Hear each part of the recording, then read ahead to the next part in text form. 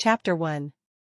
Belle Montgomery pasted a smile on her face as she stepped into the ballroom of the Beckham Hotel. She stepped softly, her feet aching with each movement. There had been parties every night that week on top of her normal duties as a waitress during the day. She was happy for the extra pay, but her entire body felt as if she'd been run over by a buggy. She served the hors d'oeuvres to the elite for all the parties that were hosted at the hotel. After 5 years of working there, ever since she was 16, she still made the same rate per hour that she had when she'd started. Belle saved every penny she could, even staying in the hotel's basement. Her room was tiny, and she had to share a water closet with 6 other women, but she had her own wash basin, which she was very happy for. While she walked, smiled, and offered guests food from her tray, her mind was off somewhere else, as was her norm. In her mind, she was married with 4 children, 3 girls and a boy. She got up early every morning and cooked for her family, enjoying every moment with them she had. Her husband was a farmer, or rancher or merchant. She wasn't picky about his occupation. As long as he made enough so she would never have to endure advances from hotel guests again, she didn't care what he did. Oh, to be free from her work. Free to cook what she wanted and spend her day doing chores for her family, people who would appreciate her. It was all she wanted in life. She turned to go back to the hotel kitchen to pick up another tray while this one was refilled, and found herself face to face with a woman she had seen often at church. Nodding, she smiled a little, knowing better than to greet one of the guests familiarly. She could lose her job for that. Her employer didn't care if it was her sister she saw. She could never speak first. "Miss Montgomery, how are you doing this evening?" the blonde woman asked. "I'm doing well, Mrs. Tandy." "And you?" "I've been watching you. You do your job well, but your face says your mind is far away." Belle blushed. "I wouldn't say that." The older woman laughed softly. "I won't tell anyone," she said in a whisper that could barely be heard over the sounds of the party around them. "I appreciate that." Belle smiled sweetly, her first genuine smile of the night. "How long have you worked for the hotel?" "5 years now." Belle couldn't keep the wistful look off her face as she thought about all the places she would rather be. Elizabeth Tandy pressed a small card into Belle's hand. "Come see me when you're ready to do something else with your life. I'm a matchmaker, and I think I know just the man for you." Belle's eyes widened with surprise. "I would enjoy that very much. Is there a good time to come?" "Just try not to come in the middle of the night, though I'd probably be up with the new baby." Belle looked at Mrs. Tandy, noting the circles that were under her eyes. "I won't come in the middle of the night. You need to take care of yourself." Elizabeth Tandy laughed softly. "I think that's a case of the pot calling the kettle black, isn't it?"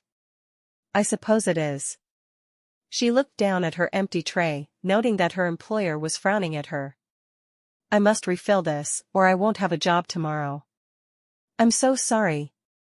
"Go, but come see me just as soon as you can." Hours later, Belle kicked off her shoes in the tiny room in the basement she had called home for the past 5 years. She was dead tired, and only took the time to braid her long blonde hair, wash her face, and change into her nightgown before falling into bed. Thankfully, she had the following day off so she could attend church. All thoughts of the conversation she'd had with Mrs. Tandy were forgotten as she slipped back into the fantasy of the family she longed for. When Belle awoke the following morning, she saw the small card Mrs. Tandy had given her and read it over. It gave her address, and Belle knew she would go to see her after church that day. She thought again about how tired Mrs. Tandy had seemed, and for the first time, she realized that wealthy people got tired as well. It was a strange thought to her because she had always imagined there were people who did everything for the upper class. She hurriedly dressed for church in a simple blue dress. She only had one dress for her days off, and she always wore it to church. As a little girl, she'd imagined how wonderful it would be to make money, and not have to share it, but now. Now she knew that there would never be enough money to live the life she'd dreamed of. When she reached the church, her eyes scanned the congregation looking for Mrs. Tandy, but she didn't see her. Mr. Tandy was there with 3 children, but Mrs. Tandy seemed to have stayed at home. She wondered for a moment if it would still be all right for her to visit, but she remembered how Mrs. Tandy had just said not to come in the middle of the night. Noon on a Sunday was far from the middle of the night. Besides, if she didn't see her today, there would be no time for another week. Sundays were her day off, and she needed to take advantage of that fact. Belle walked the short distance to Rock Creek Road. She stood for a moment, staring at the address on the card and then at the large, beautiful house in front of her. She felt as if she should wash her hands just thinking about going inside. When she knocked tentatively on the door, it was opened by Mrs. Tandy herself, a baby in her arms. "Oh, I'm so glad you came. The baby is teething, so she's fussy, but we can chat while I hold her. I may be pacing a lot as that's the only thing that's been keeping her happy. Maybe I could hold her while we talk." Belle felt an ache in her chest as she looked at the baby. Never had she wanted to have one of her own more than that moment. Elizabeth smiled, handing the baby to Belle. "Come right this way," she said, leading Belle to her office, which was the last door on the left. Belle took a seat on the sofa opposite the desk that Elizabeth seated herself at.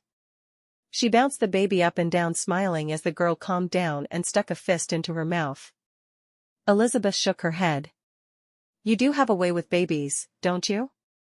"Always have," Belle replied. "I have a letter I think you'll be interested in," Elizabeth said, handing Belle the letter. As Belle read the letter, she couldn't help but smile. "Dear Madam, I am a man of 32 years with an established lumber business in Yeti, Alaska. Though rough around the edges, I am sincere in my desire to find a wife who is willing to share in both the hardships and joys of frontier life. I have worked in the logging industry since I was a boy, beginning in Washington State and making my way to the Alaskan wilderness, where I've built my life and livelihood from the ground up. The work is demanding, but I find it rewarding. There are no fancy parlors here, but I offer warmth and loyalty to the right woman. I confess, my focus on work has left me with little time to court, even if there were women in my area who were unmarried. I may not be an academic man, but I can provide a good home. The air here is fresh, and the landscape beautiful, though it demands strength and determination. Perhaps there is a woman with those qualities, longing for something more than she has? I've always believed a man must be steadfast. You can trust that my intentions are genuine, and I will not disappoint the right partner. This is a lot to ask. But for the one who dares, I promise to try my best. Sincerely, Everett Thompson. P.S. I have all my own teeth." Belle looked up from reading the letter, absently patting the now sleeping baby's back. "Well, I'm certainly glad he has all of his own teeth." Elizabeth laughed. "I thought you'd like that part." Her expression grew serious. "Do you think you'd be interested in marrying a man like him?" Belle bit her lip, considering the question. Everett seemed to be a good man, but how would she feel about living in the wilderness? He said there were no unmarried women, but surely that meant there were married women for her to befriend. It would be much more primitive than her life in the hotel, but the work she did would be for her husband, and eventually, her family. After a long moment, Belle nodded. She liked the idea of helping to build a community. "I do think I'd be interested." Elizabeth smiled. "I'll send a letter off to Alaska immediately. My husband will need to do some research on the best way to get you there. It will be a long journey." "Do you think you could be ready to leave in a week?" "I think so. I'll give notice immediately." Belle looked down at the dress she was wearing. "This is my only dress other than my work uniforms. I'll need to do some sewing." "Then let's say you give 1 week's notice now, and after the week is up, we can work together sewing 2 new dresses. Would that suit you? I will have nowhere to stay once my notice is worked out." "I can't just stay there." "Then you'll stay here," Elizabeth said readily. "I always keep a guest room ready for just such an occasion." Belle blinked a few times, surprised that Elizabeth would be so generous. "I couldn't ask you to do that." "You're not asking. I'm offering. I enjoy the company. My husband often travels for me, and I like to know someone else is here with me." Elizabeth grinned. "Besides, you're so good with the baby. I'll do everything I can to earn my keep." It felt strange to rely on the generosity of a virtual stranger, but she wouldn't be able to sew anything if she were working at the hotel. I'll choose some fabric on my way home. Perfect. And you'll be here on Sunday of next week? Yes, thank you for your hospitality. As she walked to the hotel, Belle's thoughts were on Everett and the life she would lead as his wife. Never before had she allowed herself to let someone else care for her. When her mother had died, she'd stepped up and taken care of her younger siblings. It was only when her father had remarried that she'd allowed herself to move on. It hadn't been easy, but it had been necessary. She wasn't certain what she expected from Everett, but she could only hope it would be as she'd dreamed. The following Sunday, Belle took all of her belongings with her to church in a single carpet bag. She spotted Elizabeth at the back, already pacing with her youngest. Belle walked straight to Elizabeth and held out her hands for the baby. "Oh, no, Belle. You should be able to sit and listen to the sermon," Elizabeth protested. "It's good practice for when I have my own," Belle said, taking the baby, who immediately nestled into her arms. "I love them when they're tiny like this." "Thank you," Elizabeth said, seeing that the baby was in good hands. After church, they went back to the house on Rock Creek Road, and Elizabeth showed Belle where she would be sleeping. Belle had expected a room like she had at the hotel, within the servants' area, but it was a real guest room. It was beautiful. "Are you sure you want me here? I wouldn't mind sleeping in the servants' quarters. I'm used to it after all." Elizabeth linked her arm with Belle's. "You're a guest in my home for the next week. You're going on a very long, arduous journey, and I would like to see you have a bit of time to rest before you go. I did purchase some fabrics I thought would look good on you. And I have 2 sewing machines, as I've worked with other women this way. Come and see if there are any fabrics that appeal to you. If not, we can always go to the mercantile this afternoon." "That's too generous," Belle protested. "No, it's truly not. I want to do this with you." Elizabeth grinned. "Truthfully, I may let you do more with the baby to help me. It would be good for me. That baby is a joy to hold." "I would be honored." Elizabeth led Belle into a room that had been furnished for this purpose. There were 2 sewing machines, a comfortable-looking sofa, and a cedar chest with several bolts of cloth atop it. "I have the fabrics I think will look best on you on top, but you're welcome to look through the chest. I'm thinking you need a good black dress for morning, 2-day dresses, and something new for church. You can swap out with the dress you have." "That's more than I need. 1-day dress should be enough." "No, it won't. You need to wear something when you do the wash. From the sound of the conditions there, you may be going to a river to beat the laundry with a rock." Belle sighed. "I've certainly done it before. Hopefully, he has a well you can use." Elizabeth held up the first of the bolts of fabric, a sky blue color. "This will go beautifully with your eyes." Belle nodded. "I really like that. The flower set it off beautifully." They spent the next few minutes deciding which dress they wanted to make with each of the fabrics. They decided to make 5 dresses because Belle couldn't decide between a pale pink and a violet print. As they sat down to work on the dresses chosen, Belle looked over at Elizabeth, so happy the older woman had talked to her at the party. She hadn't known it then, but her entire life was about to change. No more serving strangers. No, if she was serving, it would be her family and friends. Alaska would be cold. And very different than what she was used to.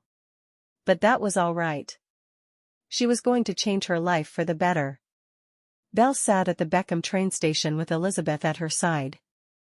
"I want you to remember that if it doesn't work out, you have somewhere to return to. I would be happy to have you be a governess for my children if it came to that." Belle smiled. "I would enjoy that more than what I was doing, but what I really want is to be married and have children of my own." She gripped her bag with all her worldly possessions tightly. "Thank you for being my friend. And for getting me out of that hotel. I have hope again, instead of just daydreams, and you're the reason." The 2 women embraced just as the conductor called out Belle's train. "Remember, when you get to Seattle, you'll stay for 2 nights with Harriet Farmer. I know you'll enjoy your time with her and her children." Belle nodded. "If she's the one who started your wonderful business, then I definitely want to meet her. Thank you for arranging all this for me." I'm happy to do it. You deserve all the happiness in the world. Don't ever forget that. Elizabeth sniffed away a tear. Your itinerary is in your bag. This journey is more complicated than most, but Everett will meet you when you get off the steamship. She stood. Be happy, my friend. I'll do my very best. Belle walked to the train and presented her ticket. After finding a seat, she looked out the window to see Elizabeth waving goodbye. Why did she feel like she was leaving a sister behind? Chapter 2. Belle watched out the window as the train pulled into the Oregon and Washington train station. She waited until the train had stopped before picking up her carpet bag and leaving the train. Her joints were stiff after sitting for so long, but she was excited that the first leg of her journey was over. When she stepped out onto the platform, there stood a woman holding up a sign with her name in bold print. Belle walked toward her. I'm Belle Montgomery. Oh good. I was hoping you'd spot me easily. I'm Harriet Farmer. Elizabeth told me a great deal about you. It's so nice to meet you, Mrs. Farmer. Call me Harriet, the blonde woman replied. The carriage is this way. My former butler drove me. Belle walked along with Harriet toward the carriage, noting immediately that the other woman walked with a dramatic limp. Should you be walking? Belle asked. Harriet smiled. My limp is from a very old injury. It's fine for me to walk, if I don't do it too much. I appreciate you letting me stay with you. This is a much longer journey than I imagined, and it's nice to have a respite. It's good to have company from Beckham. I lived there for a long while. I'm happy to have a bed that doesn't rock for a couple of nights. Harriet laughed. I understand. When I came here to marry Max, I did a little tour of all the women I'd sent to be mail-order brides. Belle stopped walking. Wait. You were a mail-order bride as well? I was. I insisted on getting to know Max before I left Beckham, so we wrote for more than 2 years. And I passed the business on to Elizabeth. I want to hear all about it. I'll tell you everything after supper tonight. I hope you're hungry. The cook is making beef Wellington. I don't get to have it often, but when I have a guest, I like to have her make some special dishes. I'll gladly try it. The hotel I worked in offered that as an option on their menu, but I'm afraid the waitresses had meals provided that weren't quite as expensive. I'm glad you had meals provided. Harriet shook her head. I had a few brides come to me who hadn't been able to eat. Thank you, Belle said softly. What are you thanking me for? Harriet asked, obviously confused. For reminding me that having a roof over my head and food in my belly made me a great deal more fortunate than many women. I don't need to feel sorry for myself. Harriet stopped in front of a carriage, and an older gentleman jumped down and helped her up to her seat before assisting Belle. Thank you, Belle said softly, feeling a bit out of place. No man had ever helped her into a carriage before. She felt very fortunate to be in such a lively city with a woman who obviously cared about people. She couldn't imagine a better respite from her travels. Belle enjoyed her time in Seattle so much, she was disappointed when it was time for her to board the steamship to Alaska. Most of the people aboard the ship were men, and Belle was given a small stateroom away from most of the others. She spent her entire journey sick to her stomach from the rocking of the ship and chose to stay in her quarters as much as possible. After the miserable 7-day voyage, Belle was relieved when the ship docked and she was able to step out onto solid land. She looked around her and stopped a man asking for directions to the general store. There was a boarding house above it, and it had been deemed the most desirable place for a woman traveling alone to stay overnight. When she finally found the general store, she asked about accommodations and was led to a room. The woman running the boarding house wrinkled her nose at Belle. It's not moral for a woman of any age to be traveling alone, the woman said, her nose in the air. I'm sorry you feel that way. Is there an extra charge to have a bath brought up? The woman frowned. No extra charge. And I insist you take meals in your room. You shouldn't be around the men. That's perfectly acceptable. I leave in the morning on a steamship up the Yukon River. Good. I want you gone as soon as possible. I'll see to your bath. Belle wanted to roll her eyes. If she had treated a guest the way she'd just been treated, she would have lost her job instantly. Belle waited while the woman carried water up the stairs for her bath. She was aching from head to toe after her journey, and she knew a bath would be just what she needed to feel better. As soon as the woman, Mrs. Fitch, had left, Belle undressed and stepped into the tub, soaking up to her shoulders. She thought about the rest of the journey. Soon, she'd be meeting her fiancé, but she knew she had much to endure first. It was no wonder to her that no one had wanted to marry Everett before her. It was difficult to even reach the area he was in. The following morning, she would take a steamship up the Yukon River on a journey that would take 4 days. She would stop in Skagway where Everett would meet her. Then they would travel together, mostly by foot, to Chilkoot Path, which was a difficult, steep terrain from what she'd been told, and it would take around 10 days to arrive in Lake Bennett. From there, would be even more travel by boat. She wished she'd known before she left that she would be a poor traveler by boat. The rocking seas just seemed to leave her queasy and puny. She had no idea what would happen from there, but she knew the journey was going to be extremely difficult. She'd packed lightly, so they would be able to travel more swiftly. Thankfully it was early June, and everything was green and beautiful. After emerging from the bath, Belle sat on the side of the bed, and she wrote about her time on the ship. She'd decided to journal the entire voyage, so her children would know what had happened to bring their parents together. After Mrs. Fitch took the bath away and brought her supper, a hearty stew with warm bread, Belle sank into the bed and slept well for the first time since leaving Seattle. She had no desire to ever set foot on a boat again, but it seemed that even if she wanted to go back, she would have to take another boat. Forward or back, only a boat would work. She would have seriously considered staying there in Ketchikan if it had been possible, but it was clear to her there were no jobs for respectable women there, and she refused to do anything else. She sank into a deep and dreamless sleep, waking with difficulty to a knock on the door. "Get up or miss your ship," Mrs. Fitch yelled through the closed door. Belle opened the door for the food the older woman had prepared and quickly ate while packing the few things she'd removed from her bag. It would only be a few more days before she met her future husband, and she had to keep that thought in her head, or the voyage would be too much for her. Belle had always considered herself a strong woman, but this journey was showing her otherwise. She quickly left the boarding house, happy that she wouldn't have to speak with Mrs. Fitch again, going outside and once again asking for directions, this time to the dock on the river. She put her hand over her stomach as she hurried toward her destination, praying her stomach would handle the boat ride better this time. This time she was given a room near the captain's, and Captain Drummond promised to keep an eye out for her.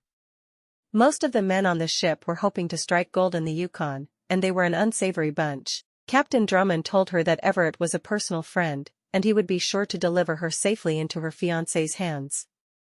Thankfully, the river was not nearly as rough as the ocean, and this voyage was a great deal more pleasant. The captain even invited her to eat with him, telling her that she reminded him of his daughter.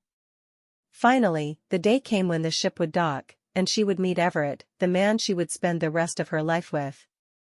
The captain offered Belle his arm as they disembarked, raising his other hand in a wave. A man in the distance waved back, and Belle felt her heart jump into her chest.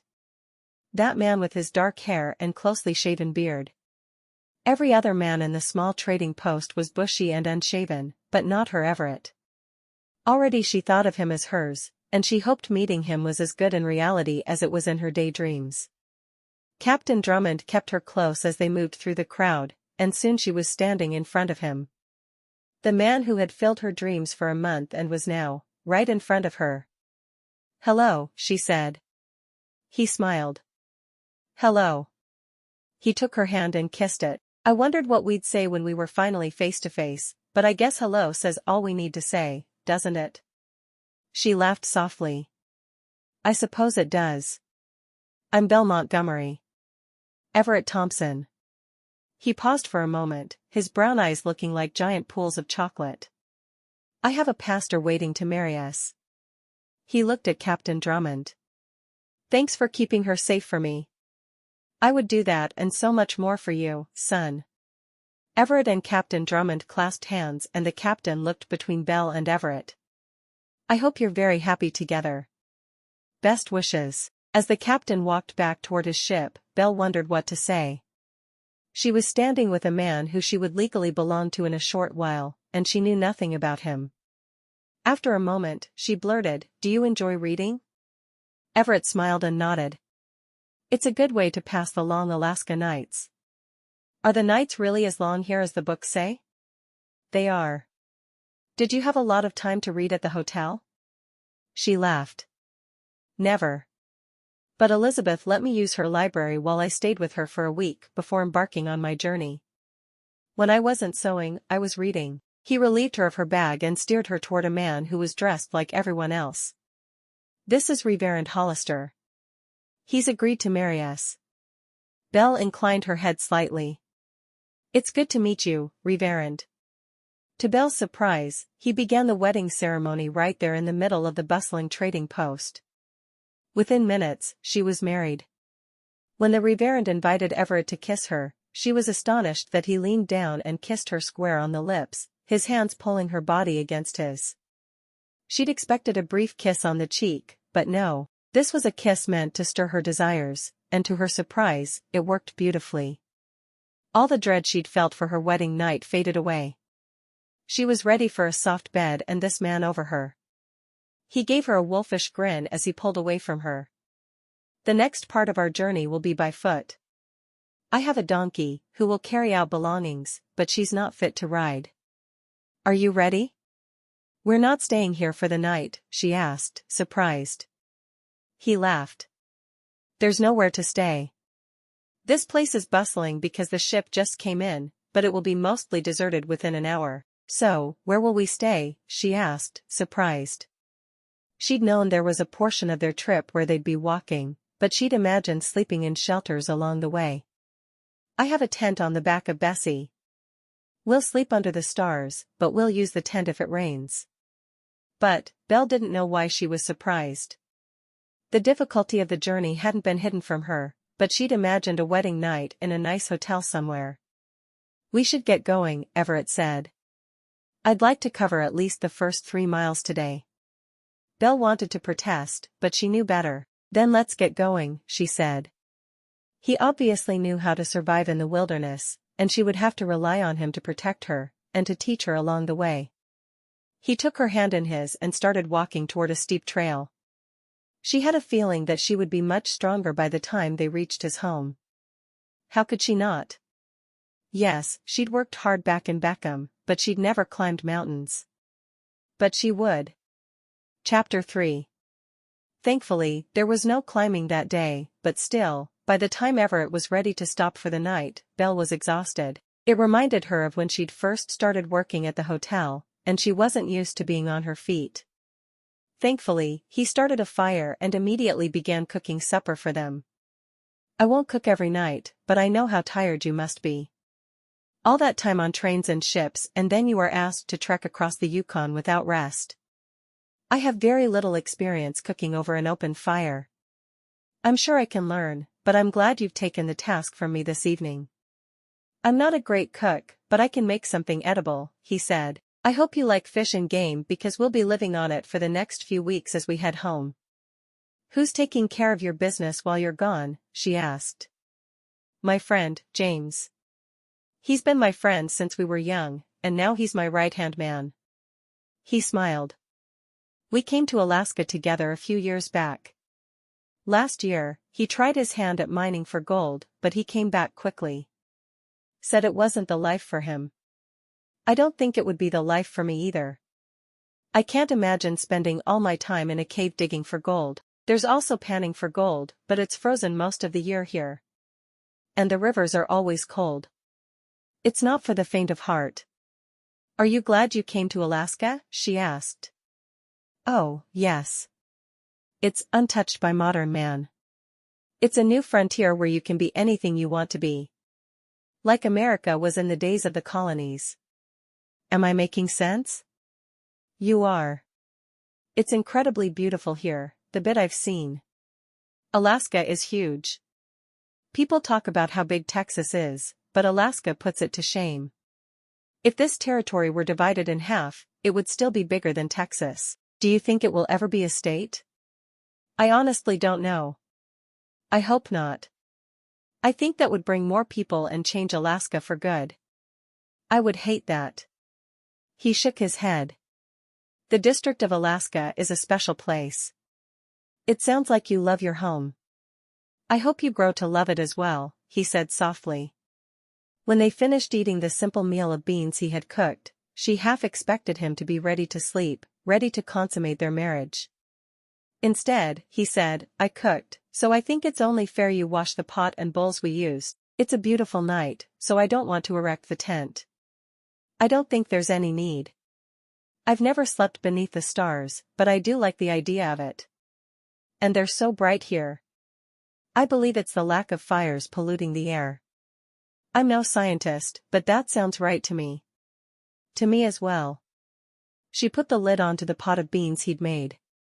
We can have these for lunch tomorrow. That sounds good. I have some jerky and some dried fish, but we'll need to do some hunting and fishing as well. I'll make it work. I was good at foraging for meals for my family after my mother died. And your father? She sighed. He was mostly in the saloon, but he'd come home on occasion and expect a good meal. Thankfully, there was a garden, and I sold our eggs to buy seeds. I only went to school until I was 10, but I taught myself after that. I'm impressed, he told her. How many siblings did you have? 6. She shook her head. My mother died in childbirth with little Cassandra. I was her mother for the first 6 years of her life, until my father remarried, and his wife didn't think there should be 2 women in the house. So, I got a job at the hotel. I haven't seen my family since. I'm certain your siblings miss you. Maybe they did at first. But it would have been easier for them to adjust to Maisie as their mother without me around. Perhaps, he said, looking at her. I wish your life had been easier, and I'd promised to make your life easier from this day forward, but life in Alaska isn't a picnic. I didn't have a well until last year. Now at least you won't have to go to the river for the water you need to cook or do laundry. How far away are our closest neighbors? She asked, hoping she wouldn't be the only woman in their area. I live on the edge of a tiny town. There's a small store that carries essentials like flour and seeds. Mr. and Mrs. Johnson own it. Their daughter lives in Washington now, and Mrs. Johnson is looking forward to another woman in town. Most of the others are men who work for the lumber mill and a few prospectors, determined to find gold in the river that runs through town. I sure hope you and Mrs. Johnson get along well because there aren't any other women around. Everett stood up from the ground and walked to the bags he'd had his mule carry. He looked through 2 of them before finding what he was looking for. This is your wedding present. He carried something wrapped in brown paper to her, and she untied the string that held it together. Inside, she found a pair of boots. They were made of soft leather and lined with fur with laces up the side. The laces would make them fit most women easily. Thank you. I didn't have a good pair of boots. The Alaska Native people call them Mukluks. They'll keep your feet warm all through the winter. He looked at her face, trying to determine if she was pleased with the gift. I love them, Belle said softly. They look like they will be warm and comfortable. I'm a practical man, Belle. I won't bring you flowers or anything that is made to just look pretty. But I promise you now, that I will make sure all your needs are taken care of. For the rest of your life. To Belle, his words were more important than their wedding vows. He wasn't just repeating something, he was telling her what he would do. And I promise to keep your home and cook you the best meals I can with what's around. And I promise to give you as many children as I can. He sank back down beside her, and put an arm around her, kissing her softly. Those are the promises we can keep. She smiled. I don't know how to bring this up, but I don't expect to consummate the marriage tonight if that's what you're going to ask. I think we should have at least a couple of days to get to know one another. We'll let things progress naturally. She blinked. Are you certain? He nodded. Yes, I'm certain. I'd decided that before I ever met you. Of course, when I decided on it, I didn't realize you'd be pretty. I was a little worried we'd have to put a bag over your head to consummate. She giggled. Well, I think I'm happy to know you don't want to put a bag over my head now. He chuckled. You're lovely. I wasn't expecting a woman who looked half as good as you do. I wasn't expecting an appealing man, either. I wasn't really sure what to expect. I mean, I've heard of mail-order brides, of course, but I never thought I'd be one. Or meet a man who sent for one. Well, I think it's going to work out between us. It will if you can cook, that is. I need someone who will make more than the beans I know how to make. She laughed. I often helped out in the kitchen of the hotel. I'm not the best cook in the world, but I can make more than beans. Belle got to her feet. I'll get the dishes washed out. I'm surprised at how tired I am. Travel is the most tiring thing I've ever done. And then I make you walk, and it's not stopping for a good long while. How long before we reach Yeti? She asked. We'll walk around 10 days depending on weather and how quickly we walk. Then we'll buy a boat at Lake Bennett. From there we'll travel by water for another 2 weeks or so. Then 2 days on foot to Yeti. It's not a short journey, but when you see where we'll live, you'll know it was all worth it. If I need to travel extensively, I think I'm happy to do it here. The wilderness is so beautiful. She walked to the river and squatted beside it, washing the bowls and spoons they had used. She would boil water when they stopped for lunch the following day and give them a good scrubbing, but this would have to do for now. She was too tired to do more. When she got back to camp, Everett gave her a blanket to roll up in. I can see you're too tired to keep talking. We'll sleep now. If you hear or see an animal during the night, call out to me.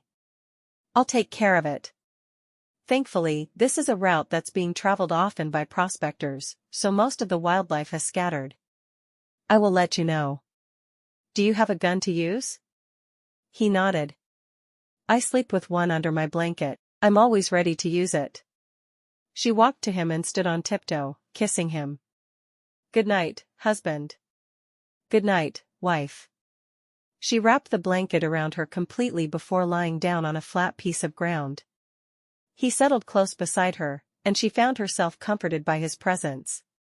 She was surprised as she noted it, but she quickly fell asleep. All seemed right with the world. The following morning, they started slower than she'd expected. By the time Belle woke, Everett had already started a fire and was boiling water. As soon as she'd disappeared into the forest to relieve herself, Belle was back, making breakfast for them. There weren't a lot of options in the food he'd brought, but there was bacon, and she was able to find what she needed to make pancakes, though she would have preferred to make them using eggs. While they ate, he talked about the terrain they would face that day, and she listened closely. I will do my best to keep up, she told him with a smile. I'll try not to go too quickly. I'm ready to be home.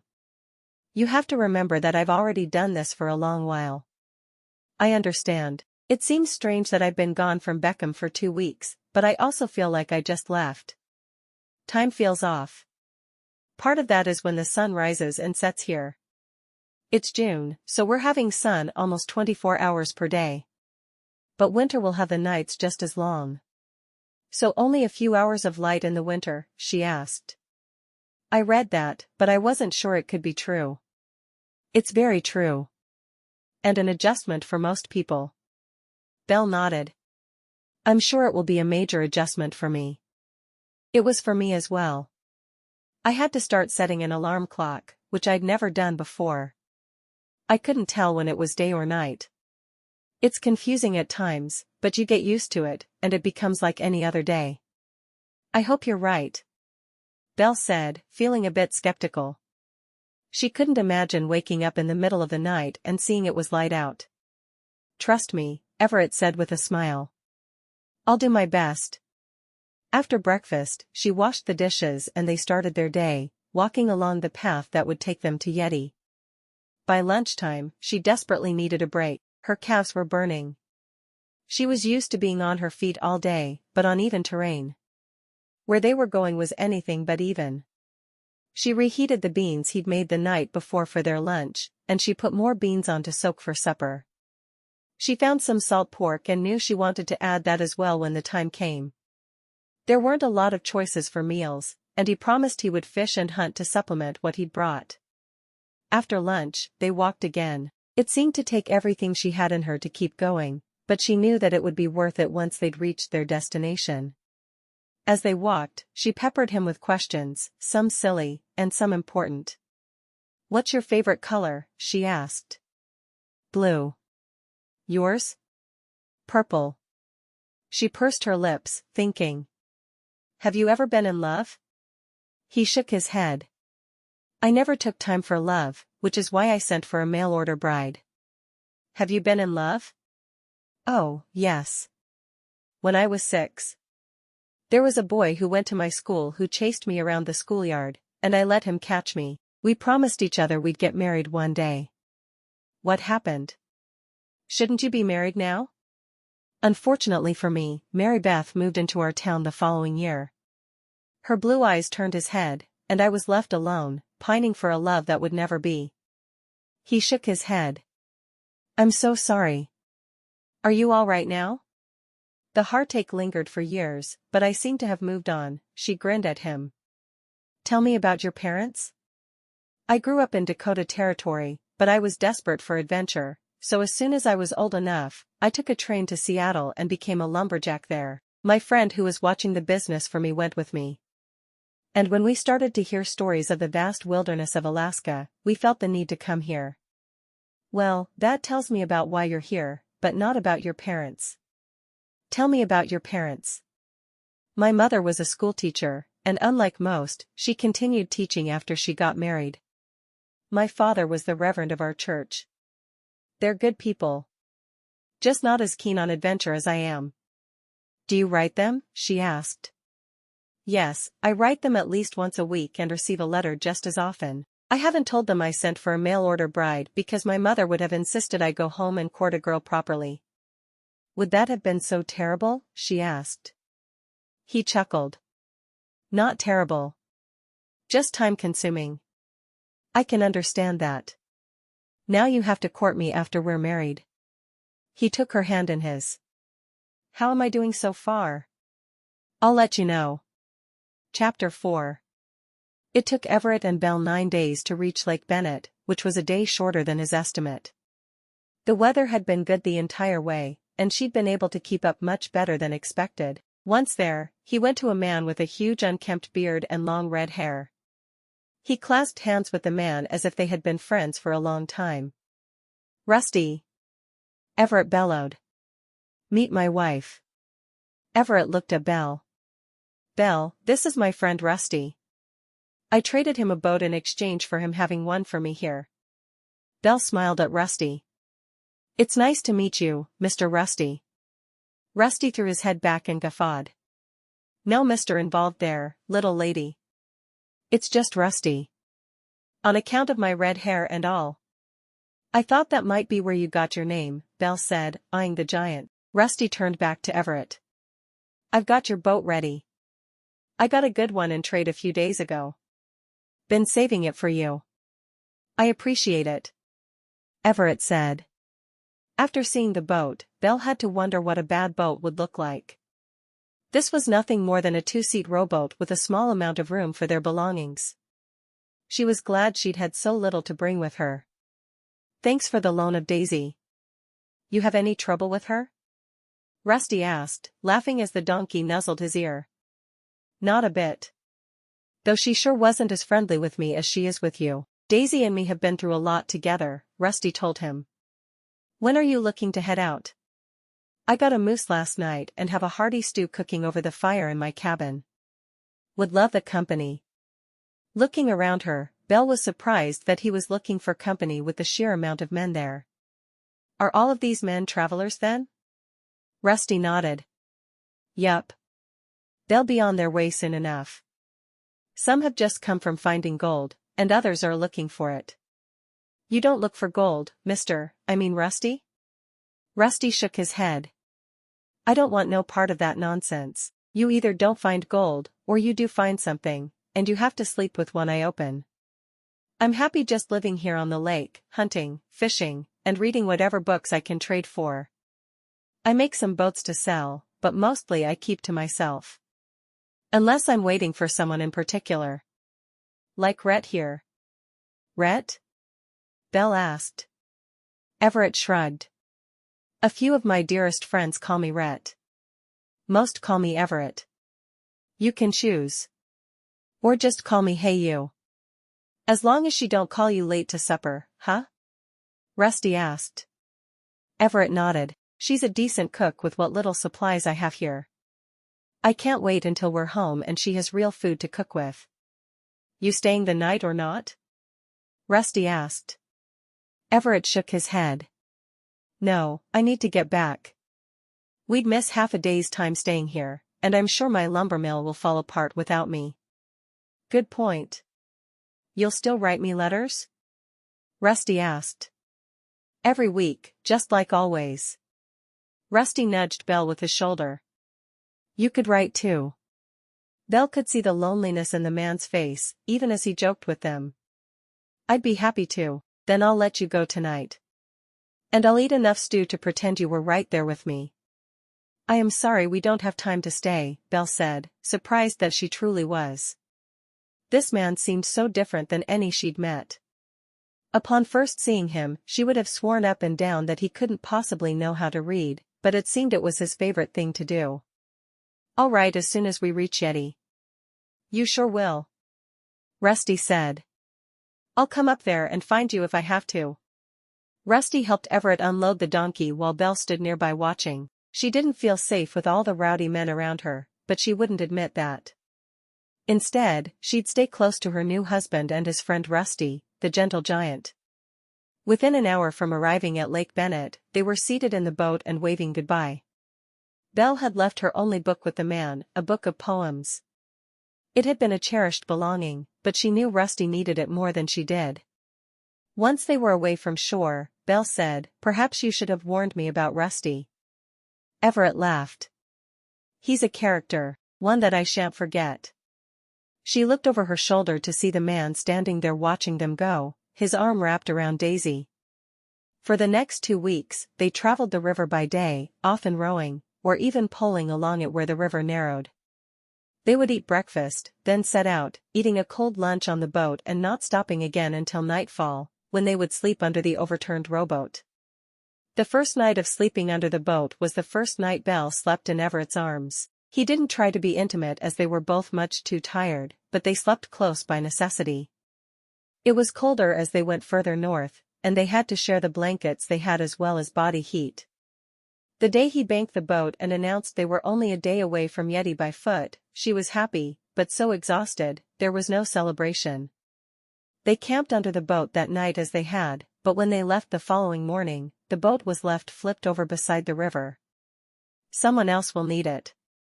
That's the way it is here. If you don't need anything anymore, you can leave it, and know someone else will have a use for it.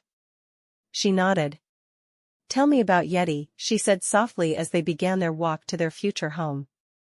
It still felt as if it was forever away, but at least they were on solid land. It's a small community. A general store, my lumber mill, and nothing much else. My men are all bachelors. No woman has been crazy enough to join her husband except Mrs. Johnson doesn't count. She was raised by her father in the rainforest of Washington. She never really knew the companionship of other women. I hope it doesn't cause you problems to be away from civilization the way we will be. Belle wasn't sure how she felt about it, but she knew she wanted to be his wife, and Yeti was where he lived. Already, his gentle touch and kindness had her growing feelings for him. I think I'll be fine. I hope I will be anyway. I'll have Mrs. Johnson, and she'll have me. They were able to stop for lunch for the first time since they'd gotten to Lake Bennett that day, and though she was tired, Belle found that she was happy to be able to cook a meal and have a lunch that was hot. As they walked late into the afternoon, she kept watching ahead, hoping for a glimpse of the town that would be her new home. She wasn't sure it was big enough to be called a town yet, but hopefully one day it would be. Finally, he stopped and pointed. See that smoke rising from a chimney? He asked. She could see the faint smoke off in the distance. Yes, I see it. That's the Johnson place. They live less than a mile from our cabin. When she felt as if her feet were about to give way, they stepped into a clearing. Home, Everett said softly. Belle smiled. I don't think that word has ever meant quite so much to me. It's a good thing you didn't mention how far I'd have to walk in your letter. I surely would have refused to make the journey. It was a calculated action. He took her hand and started pulling her toward the house. Come. I want you to see your house. She half ran to keep up with him. Where did you get all this energy? She asked. We're home. I could scale the roof if I had to. I don't think that will be necessary, she said, grinning. He opened the door and led her inside. It was a one-room cabin, but roomier than many she'd seen. There was an area for the bed, a kitchen that even had a stove. She had expected to cook over the fireplace. There was a table with 2 chairs. Everything she needed. She would have liked more, but she'd never had so much, so she certainly wouldn't complain. First thing in the morning, I'll take you to meet the Johnsons, and you can buy what you need from their store. I'd take you now, but I think if I ask you to walk one more step, you may just fall over. You would have a mutiny on your hands, Belle responded with a smile. There's a cellar, and there's food down there.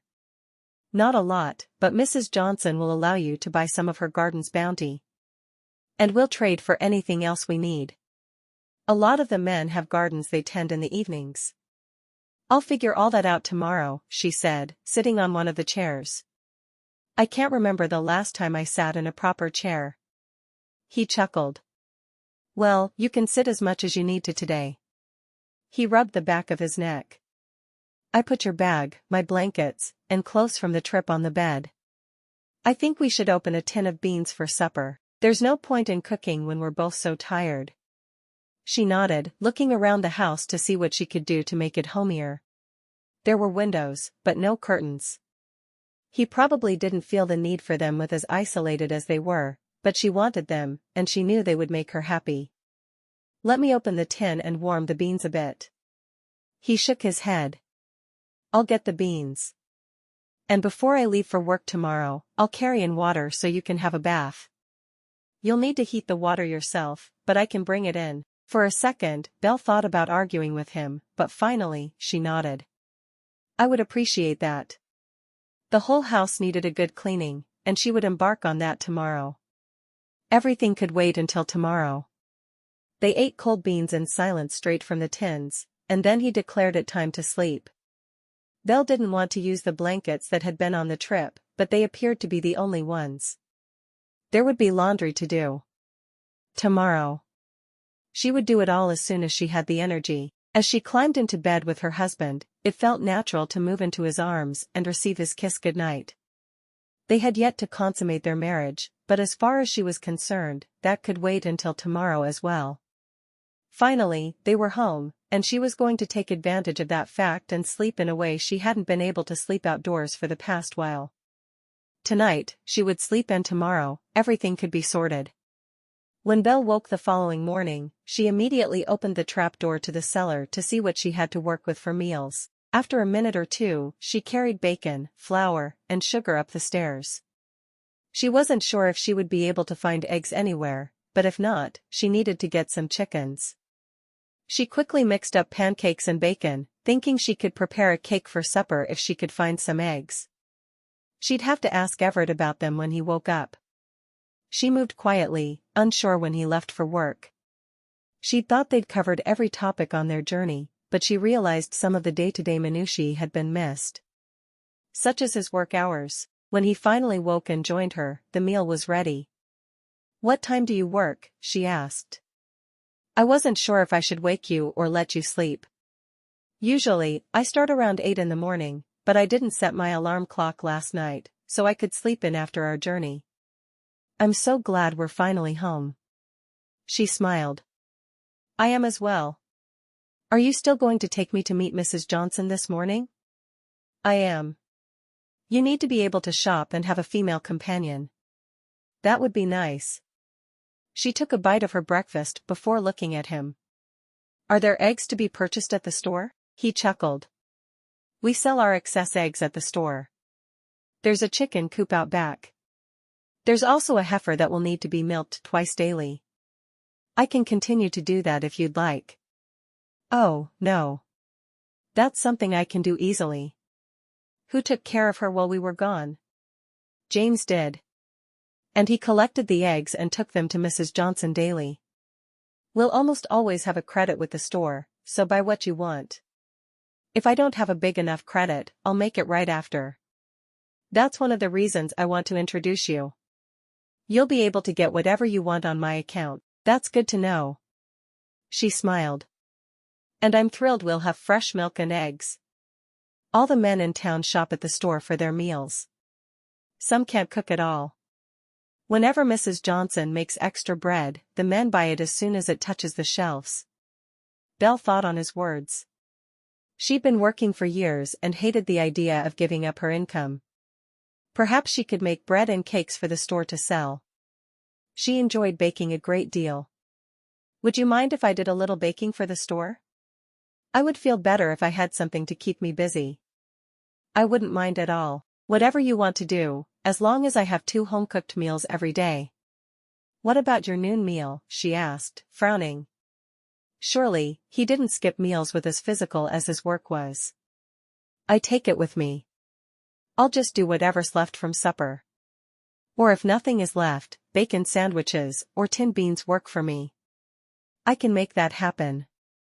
She pushed her plate away after eating her last bite. There was a loud knock on the door then. When Everett opened it, he invited the man inside. Belle, this is James. He's been looking after our place. You made it back in good time. James said. I wasn't expecting you for at least another week. When I saw the smoke from your chimney, I knew I had to stop in and meet the wife. James looked at Belle. It's good to meet you. Let me know if you have any trouble with Everett, and I'll take him to task for you. Belle laughed. I don't think that will be necessary. He was a perfect gentleman to travel with. You'll never convince me of that. James said with a grin. Glad to have you back. Will I see you at work today? I'm going to take Belle to meet Mrs. Johnson, and then I'll be in. I'm sure there's a ton of paperwork to get to. Yup. I bossed the men around, but I sure didn't mess with your books. Your system has never made any sense to me. That's fine. I'll take care of it. Everett paused for a moment. Thanks for taking care of things for me while I was gone. Any time. As James walked away, Everett told Belle to leave the dishes. You can do them after you meet the Johnsons. You gather eggs, and I'll milk the cow, and then we'll take that walk. Belle groaned. I may never go on another walk again. He laughed. Of course you will. It's too beautiful here not to. Chapter 5. Belle's first impression of Mrs. Johnson was not favorable. The older woman looked slovenly to Belle, but as soon as Mrs. Johnson smiled, Belle knew they would be friends. It's nice to meet you, Mrs. Johnson. Oh, call me Katie. It's going to be so nice to have another woman around. Only if you'll call me Belle. I wouldn't know to respond to Mrs. Thompson, as no one has called me that yet. Katie laughed. You'll get used to it soon enough. She gestured to the eggs Belle had brought. Let me see what I owe you for them. You don't wait to pay us until they're sold? I would if they didn't disappear within hours. Everett's chickens are the only ones in the area, and we rely on them. That reminds me, Everett told me that when you bake extra bread, you sell it quickly. Would you mind if I made some bread or cake or pies? Whatever is needed. I do enjoy baking, and after the first few days of catching up with housework, I think I'll want something to fill my time. You are welcome to come here any time and visit, Katie said. But I would consider myself very fortunate to have more baked goods to sell.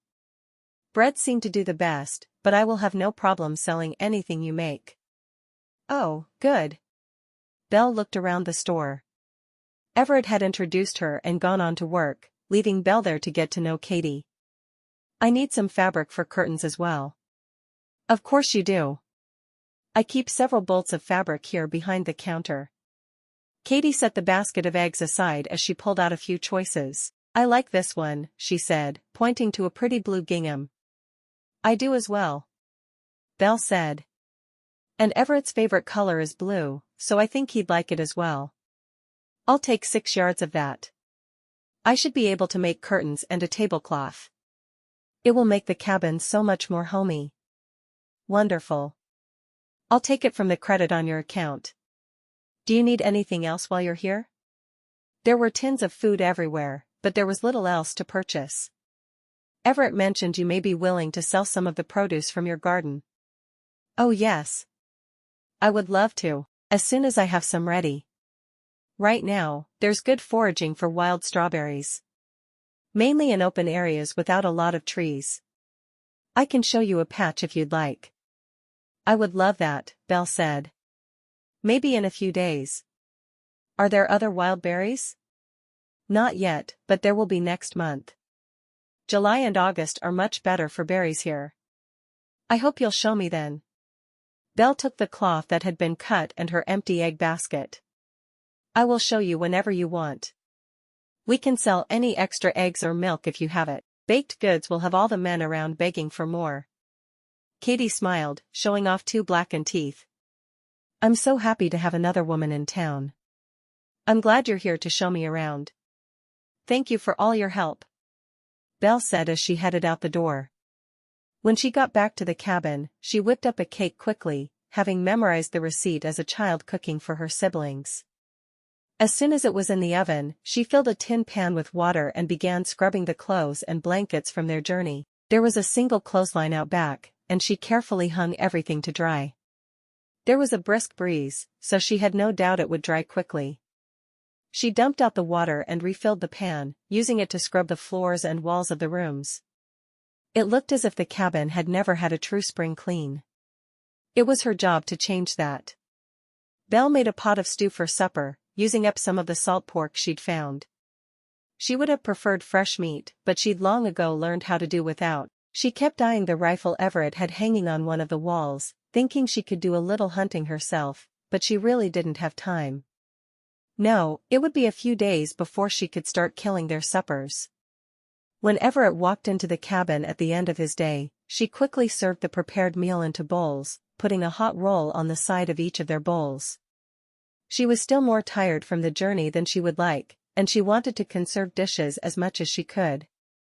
She knew she should put the rolls on their own plates, but it simply seemed like too much effort. Everett kissed the top of her head before washing his hands in the water she'd brought in for the dishes. Supper smells delicious. I hope it is. I used some of the salt pork. In a few days, when I have the cabin in order, I'll do some hunting, and we'll have some fresh meat. Do you ever cull the chickens? Usually not until fall.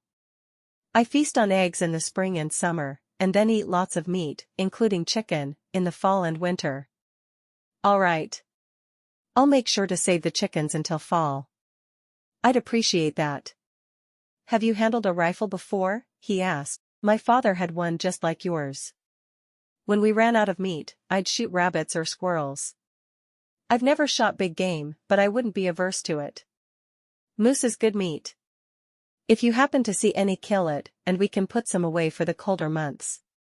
He looked at her for a moment with his spoon paused halfway between his mouth and his bowl.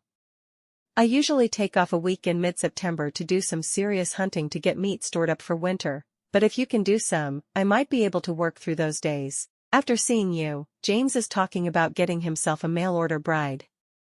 It would be nice if there were other young couples around. She thought longingly about the couples she'd seen around Beckham, and how they'd done so many things together. She had what she wanted, a husband and a home, but she would love to have other young women around. I wouldn't be surprised if others in the area wanted to get themselves mail-order brides. Truly. There are so many men here and there just aren't enough women. There are native women, of course, but they're wary of white men. I don't blame them. They have a right to live as they always have. After supper, she washed the dishes and put them away. I washed the sheets and blankets today. I can't wait to climb between the sheets. He chuckled. Are you still as tired from that trip as I am? I am. I feel like I'm being silly, but I'm exhausted. She shook her head. Of course, I didn't let that make me sit around all day. I can see that. Looks like you did all the laundry and scrubbed the cabin from top to bottom. I'm not quite done with the cabin yet, but I did a lot. I bought some fabric for curtains and a tablecloth. I hope you don't mind. Not at all. I'm not sure I see a need for those things, but if you do, then we should have them. I think I'm going to need an early night again tonight. I hope that won't bother you. Everett shook his head. Not at all. But, there's something we should talk about. She sat down across from him. What's that? Should I be nervous? He chuckled. I don't think so. We've been married a few weeks now, and we're finally settled into our home. I'm not saying it has to happen tonight, but I sure would like to consummate our marriage soon. Is that so? She asked, her eyes filled with mischief.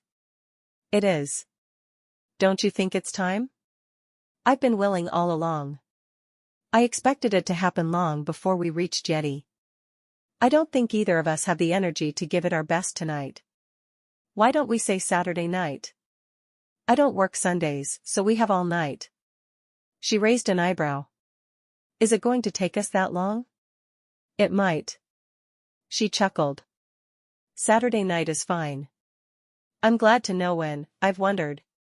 I really thought we should get to know one another first. I know that's old-fashioned, but, he paused looking at her. Is this your first time? She nodded. Yes, it is. While other girls had beaux, I had younger siblings to feed, and then I had to work 12 or 14-hour days. There's never been time for a courtship. That was my impression, but I wanted to be certain. Belle looked at Everett then, wondering. What would you have said if it hadn't been my first time? Well, you're already here, so it's not like I could send you back. He shook his head. After getting to know you, I would have accepted it. It would have surprised me, but you'd still be my wife at the end of the day. He stood, rubbing the back of his neck. I thought it would feel restful dealing with paperwork after that long journey, but it just made my neck hurt. Sit down. Maybe I can help. When he was seated, she put her hands on his neck and found the knot. She dug her thumbs in, trying to ease his pain. Finally, she felt the knot disappear, and she removed her hands. Better? She asked. How did you know to do that? He asked, surprised she'd taken care of his pain so quickly. I worked with some of the other maids to ease their pain from being hunched over washboards or standing at a sink peeling potatoes all day. When I first worked at the hotel, there was an older woman who helped me that way, and then she showed me how to help the others. It became my job. Then I taught one of the younger women before I left. From now on, I'll want you to help my neck every time it aches. Are you saying I'm a pain in your neck? She asked. He grabbed her around the waist and pulled her into his lap. I'm saying you're a cure for the pain in my neck. She laughed softly. I was worried about you for a moment there. He pulled her down for a kiss, feeling the smile on her lips with his own. He hadn't truly kissed her before, preferring to keep their encounters to quick pecks while on the trail. Now though, he felt as if he could explore her mouth with his hands gently roaming over her back. This carefree wife of his was something to behold, and something he would always cherish. Finally, he broke the kiss, and he could see that she'd enjoyed it as much as he had. Excuse me, wife, but I'm tired and need to ready myself for bed. What do you think I am, a chair? Her giggles filled the cabin. You're going to be a pain in my backside, aren't you, Everett? Every chance I get. She jumped up from his lap and hurried to get her nightgown. He excused himself while she readied herself for bed. She was between the sheets when he came back inside. The entire time they'd been gone, he'd slept in his clothes, but to her surprise, he stripped off completely before climbing into bed. She thought it was completely, at least. She closed her eyes when he was down to his drawers, not feeling comfortable watching him get completely naked. She'd seen naked little boys, of course, as she'd been a surrogate mother to her younger siblings.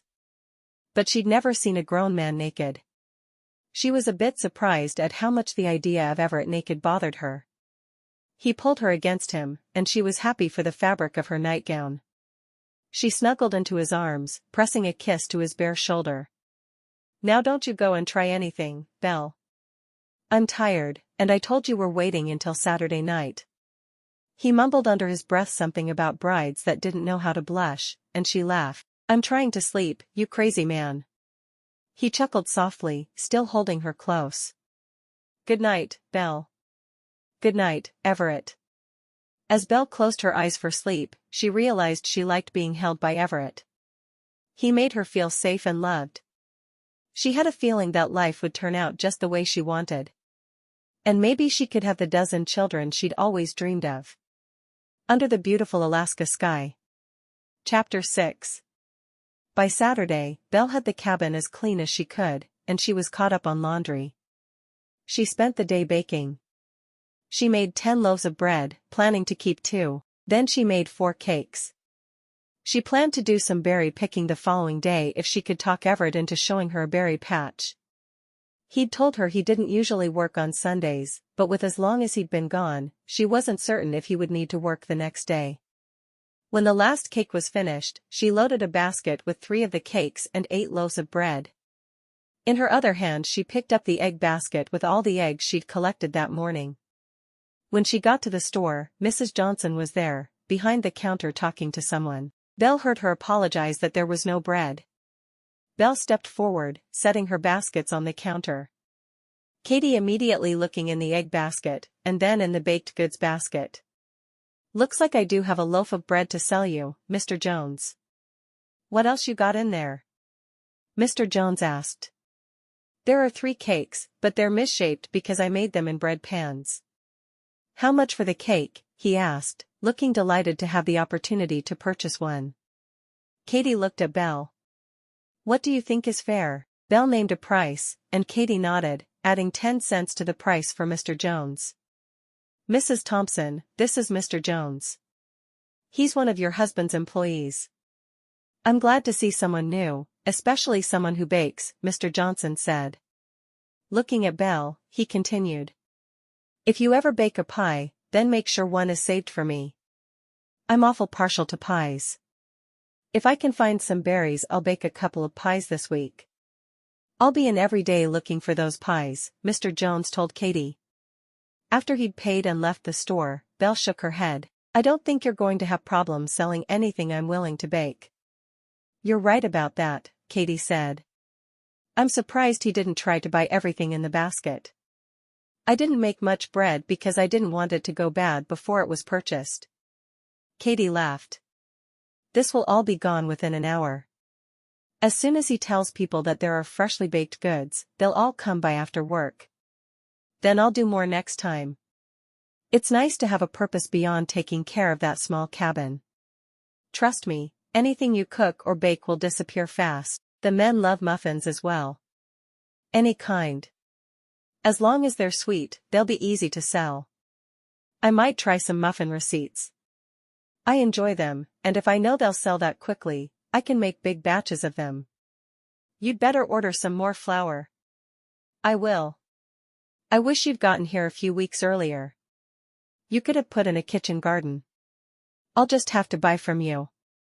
And it seems there's good foraging. I'll forage what I can, and see where that puts me. In another month, cherries will be in season. I have what you'd need to can the cherries, and then you can bake pies from them all year. Great idea. I'll do that. Can you sew? Katie asked, changing the subject abruptly. Yes, of course.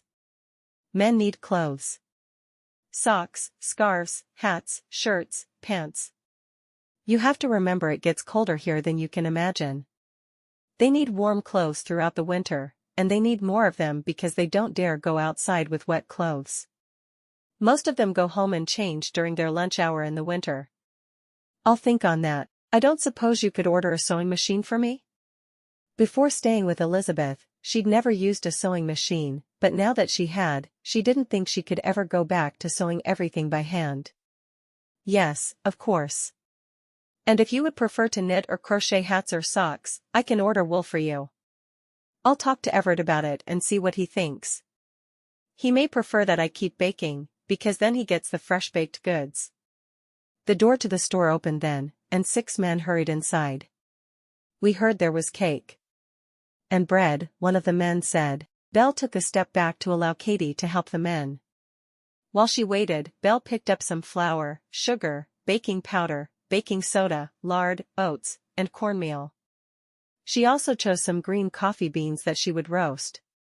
She put them all on the corner of the counter while the men tried to outbid each other for the bread and cakes. Finally, the men were done, and Belle added some bacon and beef jerky to the counter. That would last them at least a little while. I was worried I made too much. I guess not, Belle said, shaking her head.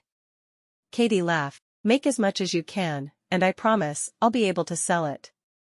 I have a few bread pans for sale if they would help you. I'll take all you have, Belle said, excited that she would have things to do other than clean her already clean cabin. If it wasn't so late in the year, she could plant her own garden, and that would fill her time nicely. Next year. It was strange to her that she was already making plans for next year when she'd only just arrived, but in a way, it made sense.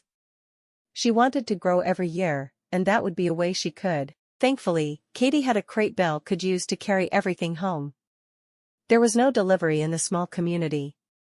Katie said she was certain it would happen, but it wouldn't be right away. Once home, she carefully stored the items she'd purchased and heated water to wash the bread pans. She couldn't believe how excited she was that she would be able to make some money. She'd read once that when people started making money, it felt strange not to be earning something. Perhaps they were right. For supper that night she made a large pot of navy beans with bacon. She would serve the meal over rice. Everett seemed to believe that any meal served with rice or bread was something special. Tonight, she'd serve both. When Everett arrived home, he hugged her and kissed the top of her head. Supper smells good. It's just rice and beans with bread on the side, Belle told him. I heard some commotion about there being cake and bread available at the Johnsons' today. Was that you? It was. I bought more supplies and more bread pans, so I can bake in larger quantities. I hope that's all right. He nodded. Of course. You put it on our account? Yes, I'll check in with Mr. Johnson tomorrow. If we owe something, I'll settle up. I don't see how we possibly could owe, though. Sounds good. Belle watched as he washed his face and hands in the water she'd put into a bowl for that purpose. Would you be opposed to me buying a sewing machine? She asked, forcing the words out quickly. It would pay for itself. I want to sew clothes for Katie to keep in stock. He dried his hands, looking over at her. I wouldn't mind if you purchased a sewing machine for any reason.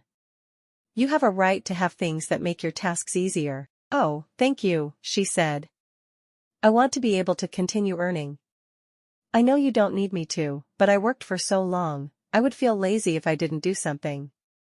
He chuckled. Just so you balance your time well. And be ready to give it up when the children are born if you need to. The idea of having children sent a thrill through her. She desperately wanted to be a mother. Sit, and I'll serve everything, she said, quickly filling 2 bowls with the rice and beans before slicing a loaf of bread and putting it on a plate on the table with butter. This feels like a feast, he said, reaching for a piece of bread. I should have sent for a bride years ago. She laughed. I have a feeling you would be married to someone else if you'd done so. They chatted as they ate. He talked about his day and the logs some of his men were floating down the Yukon River to Lake Bennett. She talked about how the men had reacted to her bread and cakes. I purchased 6 loaf pans and 4 small loaf pans today. I think I could make small loaf cakes and the men would buy them. He laughed softly. They will buy anything you make, so don't worry about that at all. I'll try not to. Katie mentioned that most of them have a sweet tooth. I'm thinking of making muffins to sell if I can find good berries. He frowned. We'll go berry picking after church tomorrow. I'll feel better if you search for them while I'm with you. Church? I thought you said there wasn't a church in town. There isn't, but we still have services. Mr. Johnson acts as minister. Well, it's more like he leads a short Bible study with everyone who wants to join. I usually attend. Oh, that's wonderful. I would love to go. I had a feeling you'd feel that way. He pushed his bowl away. Would you like more? He grinned. If there's more, I'll take some. She laughed, getting to her feet and refilling his bowl. Make sure you save room for dessert. I made us a cake as well. You're just feeding the whole town these days. I'm not sure about that. But I am doing my best to stay busy. That's what's important to me. After working 14-hour days for the past 5 years, I don't know that I could sit around doing nothing. I can understand that completely. Just know I'm happy if you want to work, and I'm happy if you don't. We don't need the money, but if it makes you feel good about yourself, have at it. After their dessert, she washed the dishes while he sat at the table and read an old newspaper from Seattle. It had to be 3 weeks old, but he said it was new to him. Everything was back in its place when she finally sat beside him. You finished everything you wanted to do today? She laughed. I always wish I'd done more. But I think I did a good deal. Supper was delicious. It's hard to believe you were a waitress and not a chef. Belle nodded. I picked up work wherever in the hotel I could. I have scrubbed and ironed linens, cleaned rooms, cleaned the kitchen, waited tables, and I even had the responsibility of cooking meals a few times. I usually worked with the chef when it came to cooking, but if the chef was sick, it became my job. Why did you work so many hours? He asked. She shrugged. I was slowly putting money away so I could get far away from the hotel. Very slowly. And I helped the other waitresses when something happened to one of them. What kind of thing? Everett asked. My friend Jane was in the family way after she spent a little too much time alone with one of the guests. The hotel wouldn't continue to employ her with her reputation in ruins. So, I gave her some of my savings so she could move away and pretend to be a widow. She worked for a hotel in Boston after that. Are you still in touch with Jane? He asked. She nodded. I haven't written to her about leaving Massachusetts yet, but I will do that this week. And I need to write to your friend at Lake Bennett. I promised. Everett laughed. Rusty asked me to promise the same thing the first time I met him. I do enjoy the letters he sends me. He took her hand in his. Tonight is the night we said. I know. And I'm still willing. Belle gripped his hands and smiled. I expected it to happen that first night on the trail. He looked offended. I couldn't ask you to have your first time on the ground. You're a good man, Everett. I'm glad I chose you. He pulled her onto his lap and kissed the side of her neck. If I do anything you don't like, you'll let me know? I'm not sure I like it that you stop to talk so often. He laughed at that. Fair point. I'm just nervous, I guess. She pulled back. You're nervous? The few worries she'd had about the night faded away at his words. He nodded. I've never done this either. I was raised to believe this was meant only for a husband and wife. So, I waited until I had a wife, and then waited weeks more. You silly man. We could have done anything you wanted a month ago. Perhaps. But I think I'm glad we waited. I want tonight to be special. He sighed. I want every night to be special for the rest of our lives. So do I. And I'm sure they will. She leaned into him, kissing him the way he'd shown her. I do like it when you kiss me, Everett. Who's stopping to talk now? Well, maybe we need to not worry about who's talking and simply enjoy each other. Belle got to her feet, feeling emboldened. She undid the buttons at the back of her neck and pulled the dress over her head. Then she realized she was wearing only her underwear and her shoes, which didn't seem right. I should have thought that out before doing it. You did nothing wrong. He stood and unbuttoned his shirt, dropping it beside her dress on the floor. Perhaps we should take this to the bed? I'd say to the bedroom, but we don't have one. Maybe next year. She giggled. We're talking again. He laughed, scooping her up in his arms and dropping her onto the bed, his body following her down and covering hers. I think lovemaking is going to be joyful with a woman like you at my side. Or under you, or even, she pushed against his shoulders until he was on his back, and then she kissed down his chest, finding one of his taut nipples, and licking it. Over you. Life with you is going to be interesting, isn't it? Count on it, she whispered, losing herself in his kisses.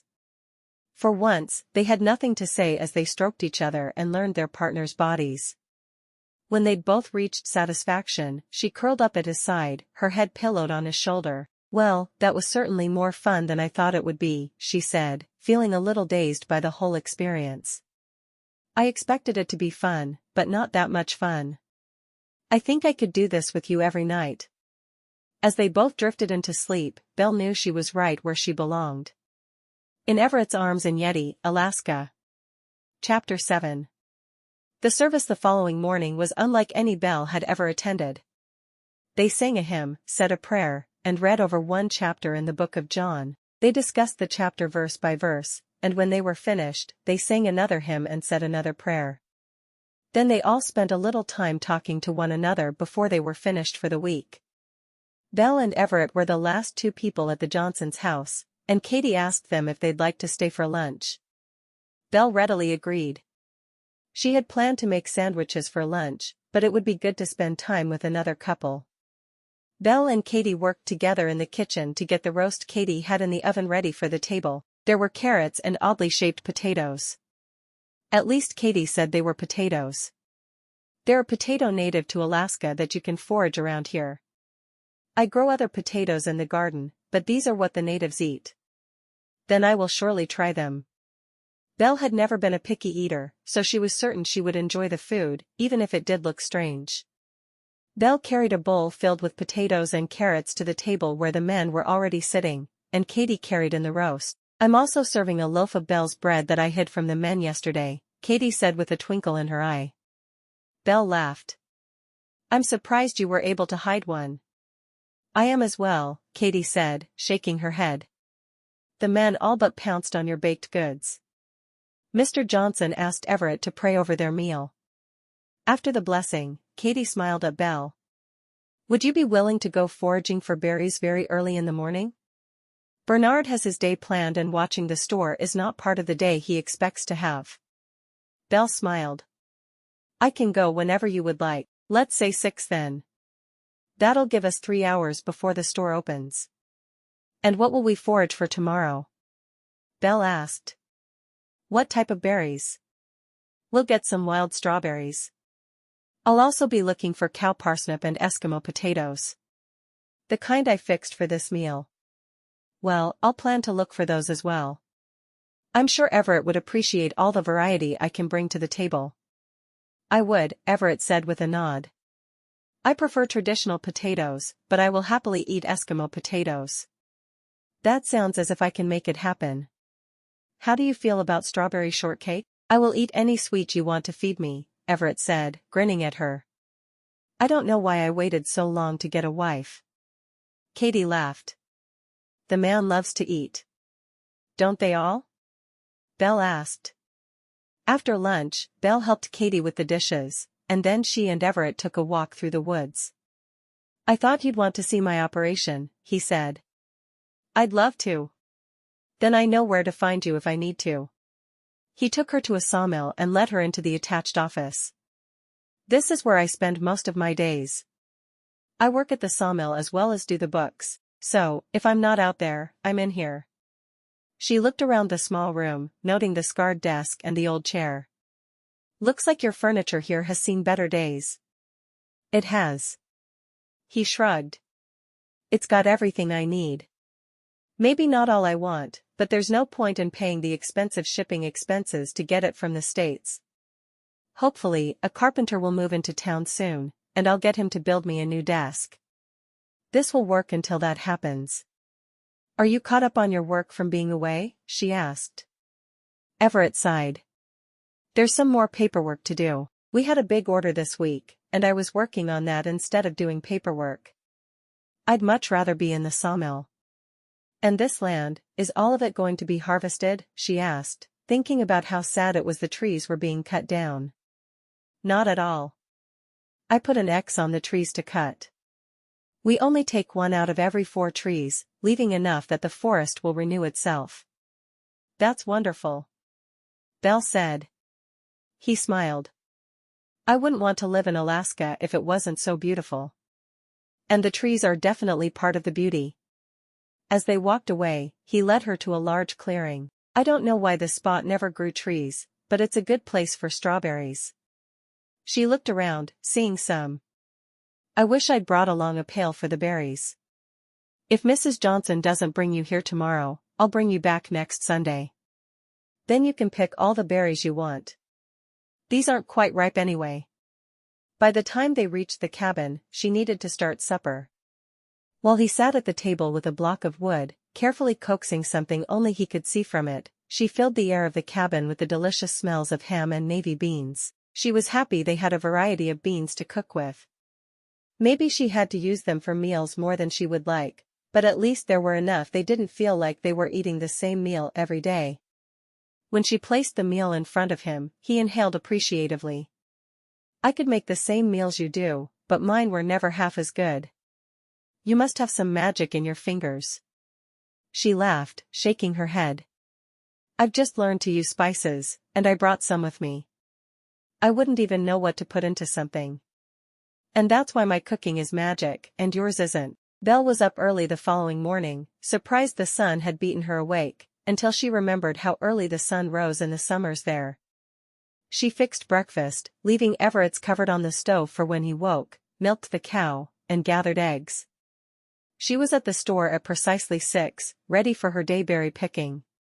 She had 2 pails with her, and she intended to use the egg basket after she had given the eggs to Katie. Katie had her hair tied back in a kerchief, and Belle laughed upon seeing her, because for the first time since she'd come to Alaska, her hair was also in a kerchief. Katie grinned, understanding Belle's amusement. I've heard that great minds think alike. Apparently so. Belle placed the eggs on the store counter, and Katie quickly took them from the basket and added the amount to Belle's credit balance. I thought we'd start with strawberries, and we'll see what we can find in the way of wild celery and Eskimo potatoes. We should find some ripe berries, but many won't be ripe for another week or 2. I appreciate you taking me with you, Belle said, following Katie out the door. Katie and Belle walked for a while before Katie pointed to a clearing. Berries are usually ripe there first. It gets more sun than other areas. Belle looked around, smiling as she saw that some of the fruit was bright red and ready to be harvested. Aren't you going to get any strawberries? Belle asked as she started to fill her pail. Strawberries make me break out in hives. I'll let you pick them. Belle stopped what she was doing. Will it hurt you if I bring strawberry preserves for you to sell? Not if you wash the jars. And truthfully, I'll have you put them on the shelves for me, and I won't touch them ever. The men will set them on the counter and take them with them. It's the worst for me when I eat them, but even touching them can cause a reaction. Then I will be careful not to ever touch you after touching the berries. Thank you for being so considerate, Katie said. Belle filled her pail with berries, and then they moved on to the other forage that Katie was more interested in. Should I leave the wild celery and Eskimo potatoes for you? Katie laughed. This is just the first area. I don't think we could pick it all if we tried.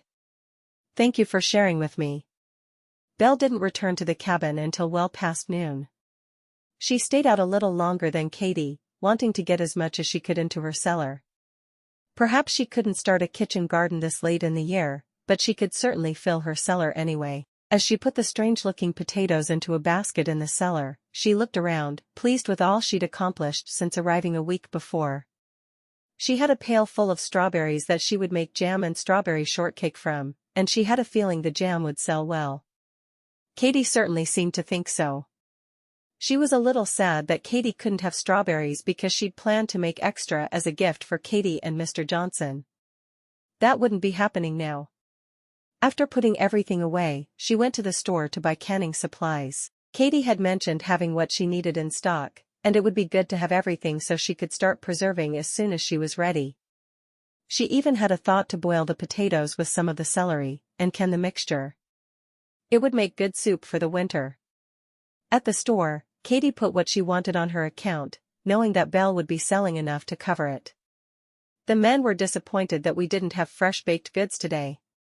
Belle smiled. I hope you told them to come back tomorrow. Of course I did. I'll do my baking first thing in the morning, and then I'll go foraging again.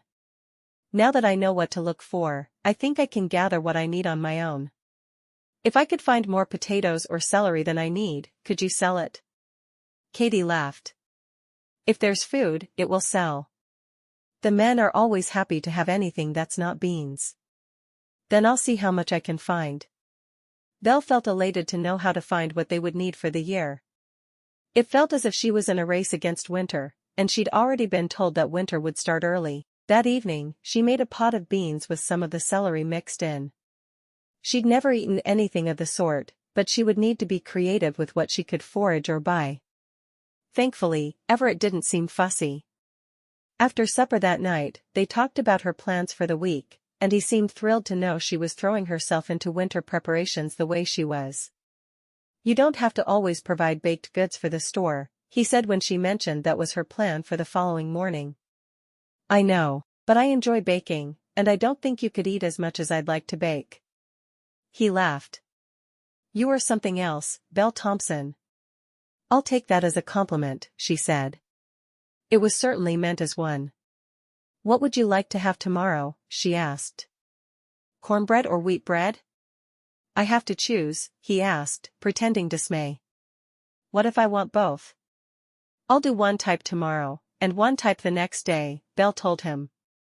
I want to be able to forage more in the afternoon. The more berries I can put up, the more jam you'll have to see you through the winter. All right, I choose cornbread for tomorrow then. And I'll look forward to all the jam I'll be eating this winter. Smart man. She moved to sit on his lap and kiss him, wondering if he would be upset by her boldness. To her relief, he put his arms around her and kissed her passionately. Marrying you was the best decision I ever made, he said when they came up for air. I feel exactly the same way. For the rest of the week, Belle baked in the mornings, always baking bread and alternating between cake and cookies for a sweet treat. Then in the afternoons, she foraged. On Friday afternoon, she saw a deer grazing in the clearing where she did most of her strawberry picking, and she wished she had her rifle. Fresh meat would be a blessing. Everett promised he would hunt as soon as he had the time, but it hadn't happened yet. Perhaps she could spend her Saturday afternoon with a rifle instead of a berry pail. She also needed to take a day to put up strawberry preserves. The berries were lasting in the cellar for now, but they wouldn't keep forever. Monday, she said aloud. I'll make jam on Monday. When she arrived home with all of her forage that afternoon, she decided to take a basket of celery and a basket of Eskimo potatoes to the store. She knew they had enough to last them, and there was no point of going to all the work of foraging if she was going to let the food go bad. When she arrived at the store, there were a few men at the counter, all asking for more sweets. Katie was shaking her head. I'm sorry. I've sold all I had for today. Belle bit her lip. She wasn't sure if she wanted to apologize for not making more or laugh that the men were so excited by her baking, so she did neither. She placed her basket on the counter, saying nothing to the men. Katie looked in the basket and smiled. I do have fresh Eskimo potatoes and celery. One of the men looked at Belle. Can I make a request for snickerdoodles? They're my favorite, and yours are even better than my ma's. Belle nodded. As long as Mrs. Johnson keeps me in supplies, I'll bake whatever you men want. I want strawberry shortcake, another man said. Everett bragged to us about your strawberry shortcake, but there hasn't been any here at the store. The huge, lumbering man actually pouted that he hadn't received a taste of the sweet treat. Belle laughed. I'll make snickerdoodles tomorrow, and on Monday, at 10 in the morning, I'll bring in strawberry shortcake. Mrs. Johnson can provide individual servings to anyone who brings in their own plate. The man grinned at her. I think we like it that the boss man has a wife now. I'll be here. Belle waited until the men had left before purchasing more flour, sugar, and cinnamon. I think I could bake full-time and never make the men around here happy. Oh, you're certainly right about that. Katie marked everything down on her ledger as Belle left the store. Belle smiled as she made the short stroll home. She'd worried she would be bored, but that wasn't the case. Alaska was where she wanted to be. Chapter 8. After finishing her baking on Saturday, Belle followed through with her plan and took Everett's rifle with her to the store. She'd baked the normal amount of bread for the day, but she made double the amount of cookies she normally would. To her surprise, there were several men in the store waiting for her to drop off her treats. All of them had different things they wanted, and Belle listened intently. She felt a bit overwhelmed by all the men wanted, but she would simply do what she could. As she walked along the river, she saw a grouping of ducks, and when they didn't fly away as she approached, she put the rifle to her shoulder and carefully aimed. She shot 3 times and hit 3 ducks.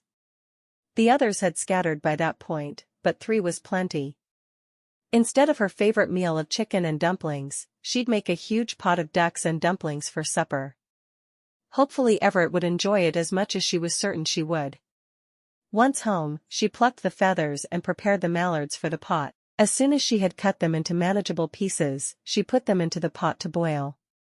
She could already taste the meal. She added celery and made the dumplings, carefully rolling them out on the table. It had been years since she'd cooked the meal, but it came back easily. One of her first memories was helping her mother make chicken and dumplings. She felt a pang as she thought of her mother, and she couldn't help but wonder how her younger siblings were doing. For dessert, she made strawberry shortcake. The strawberries wouldn't be fresh for long, and while they were, she'd take advantage and make one of her favorite desserts. By the time Everett was home, the entire cabin smelled of the dumplings. The strawberry shortcake was on the counter, ready to be served, and the table was set. Everett washed his hands and sat down. "Supper smells good. Did you kill one of the chickens?" he asked. "Oh, no. Of course not. You said to wait on the chickens until fall. I did some hunting and shot a few ducks. I hope you don't mind that I used your rifle." "Of course not," he said. "I'm glad you left the chickens alone though." "I listen," Belle said with a grin. She served up 2 large bowls full of the duck and dumplings. "I've been missing chicken and dumplings. When I spotted the ducks, I thought they might make a good substitute for the way I've usually made the meal." "Did you learn to make it at the hotel?" he asked. "No, my mother showed me. It was always my favorite, so we had it often. And then I cooked it for my siblings. For some reason, it was never on the menu at the hotel." "So, you've really missed this." "I'm always happy to eat chicken and dumplings. I'll let you know what I think about duck and dumplings when I've had a few bites." "Well, if you don't like it, I'll make something else for you," she said, smiling. "And of course, you'll have strawberry shortcake for dessert." She sat down at the table with him, and when she'd taken her first bite, she grinned. "It's not exactly the same, but it's good." He took a bite and nodded. "I think I prefer chicken and dumplings, but I'll take duck and dumplings any day." "What kind of duck did you get?" "Mallard. They're so beautiful, I felt guilty shooting them, but fresh meat was a must. I don't know why I wanted it so badly, but I did. This fall, we'll slaughter Melba's calf. When it's a female, I sell it, but when the calf is male, I slaughter. The Johnsons have a bull they let me use to breed Melba. And they have a heifer as well. There aren't a lot of farm animals in this area," she said. "It's a logging town. That's why it was built. The Johnsons built the store to help us all out, but there aren't many farmers close enough to buy from. We'll just have to get some more farm animals ourselves." "Where does the bacon come from? Is it shipped in from Washington?" He nodded. "Almost everything the store carries comes from the mainland." "Would there be a way to get piglets in the spring?" she asked, thinking of all the meals she could make if they had their own pigs. He sighed. "You're intent on turning this place into a farm, aren't you?" She shrugged, feeling sheepish. "I grew up in a farming community. It's what I know. I'll look into your piglets, but I can't make any promises. I wouldn't mind fresh pork myself."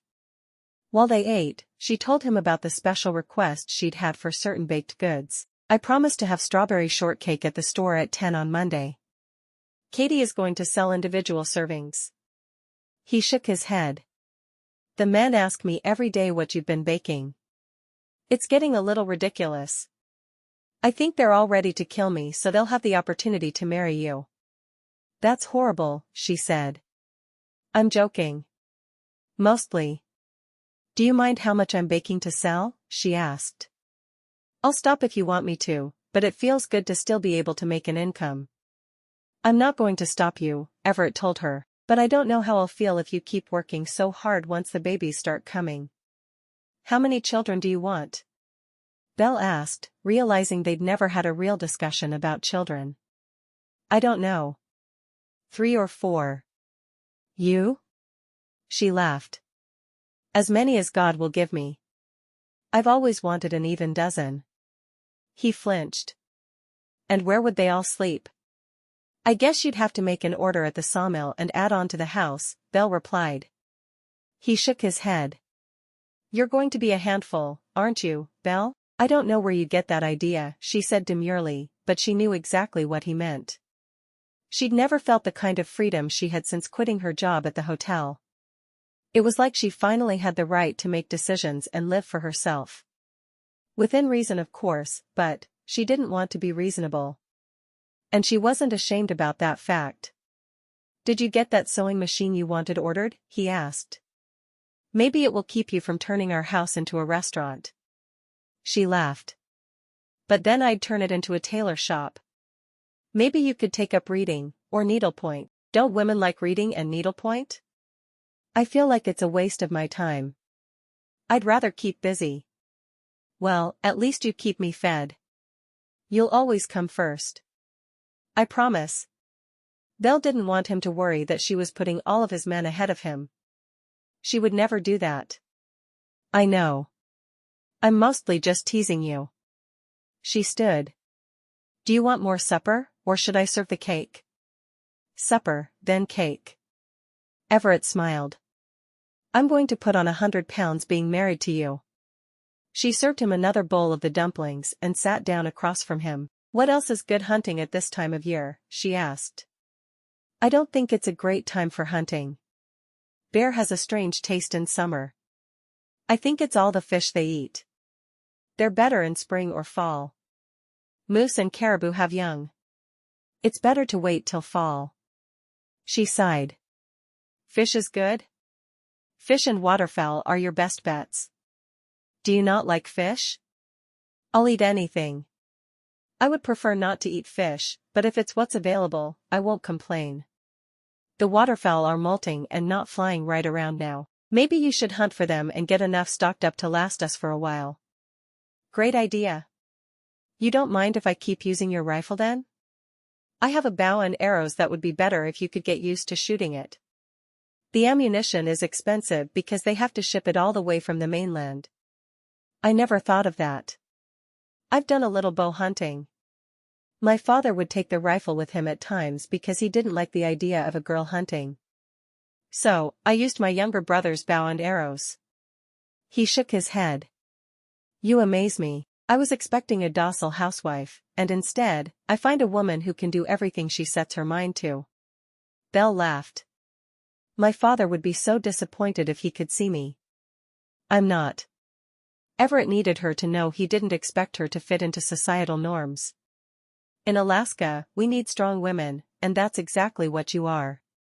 She was inordinately pleased by his comment. As she ate her cake and washed the dishes, her mind kept going back to what he'd said.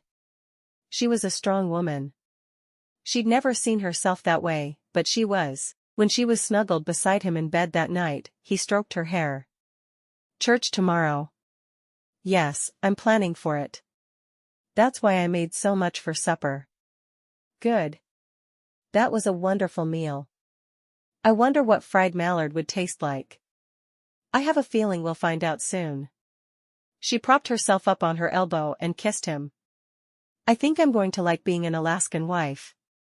He gathered her closer, kissing her more deeply. Anything else you like? He asked. You. She looked down into his eyes. I like you. After church, Belle invited the Johnsons over for Sunday dinner. I have duck and dumplings.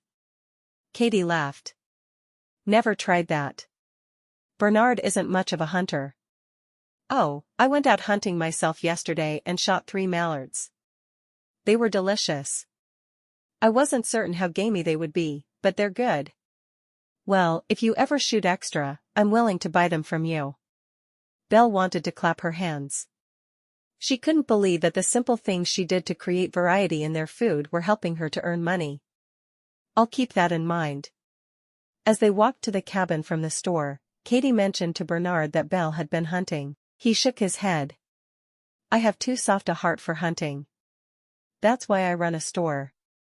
Fiddlesticks, Katie said. I run the store. You do the books. I help with the store when I'm needed. Katie said, shaking her head at him. I guess I'm the only jobless one around here, Belle said. Jobless? Everett asked. You do the work of 5 men. Or 3 women. Katie laughed loudly. It's true. Ignoring her comment, Everett opened the door to allow the others inside. I think we're going to have to expand this cabin so we can have 3 ovens. Belle won't be able to keep up otherwise. I think she'll manage, Katie said. She stood beside Belle, who was warming up their dinner. I can't wait to see what duck and dumplings taste like. Bernard gaped at Belle. Duck and dumplings? Ducks are cute little critters. They are. Tasty too. Belle said, winking at Katie. I'm not quite certain what to think of your wife, Everett, Bernard said to his friend. I think she's pretty terrific.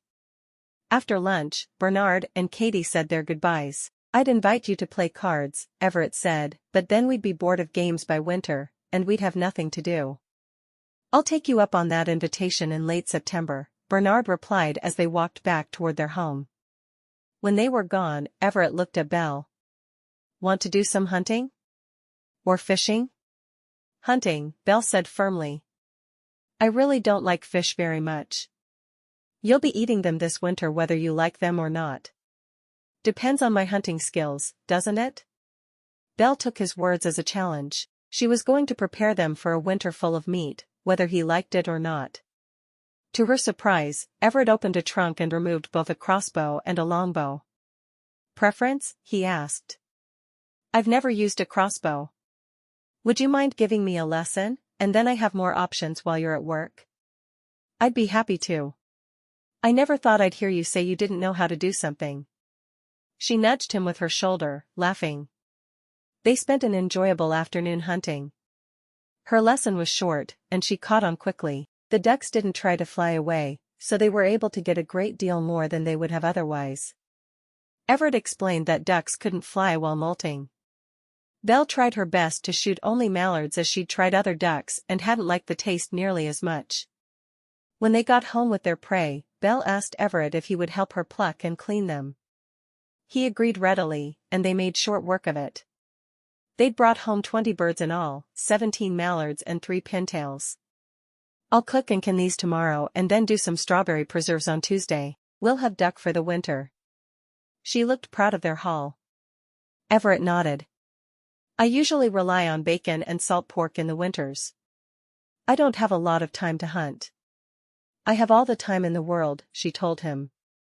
We'll have more than bacon and salt pork. I promise you that. Before they went to bed that night, Belle thanked Everett for hunting with her and teaching her to shoot a crossbow.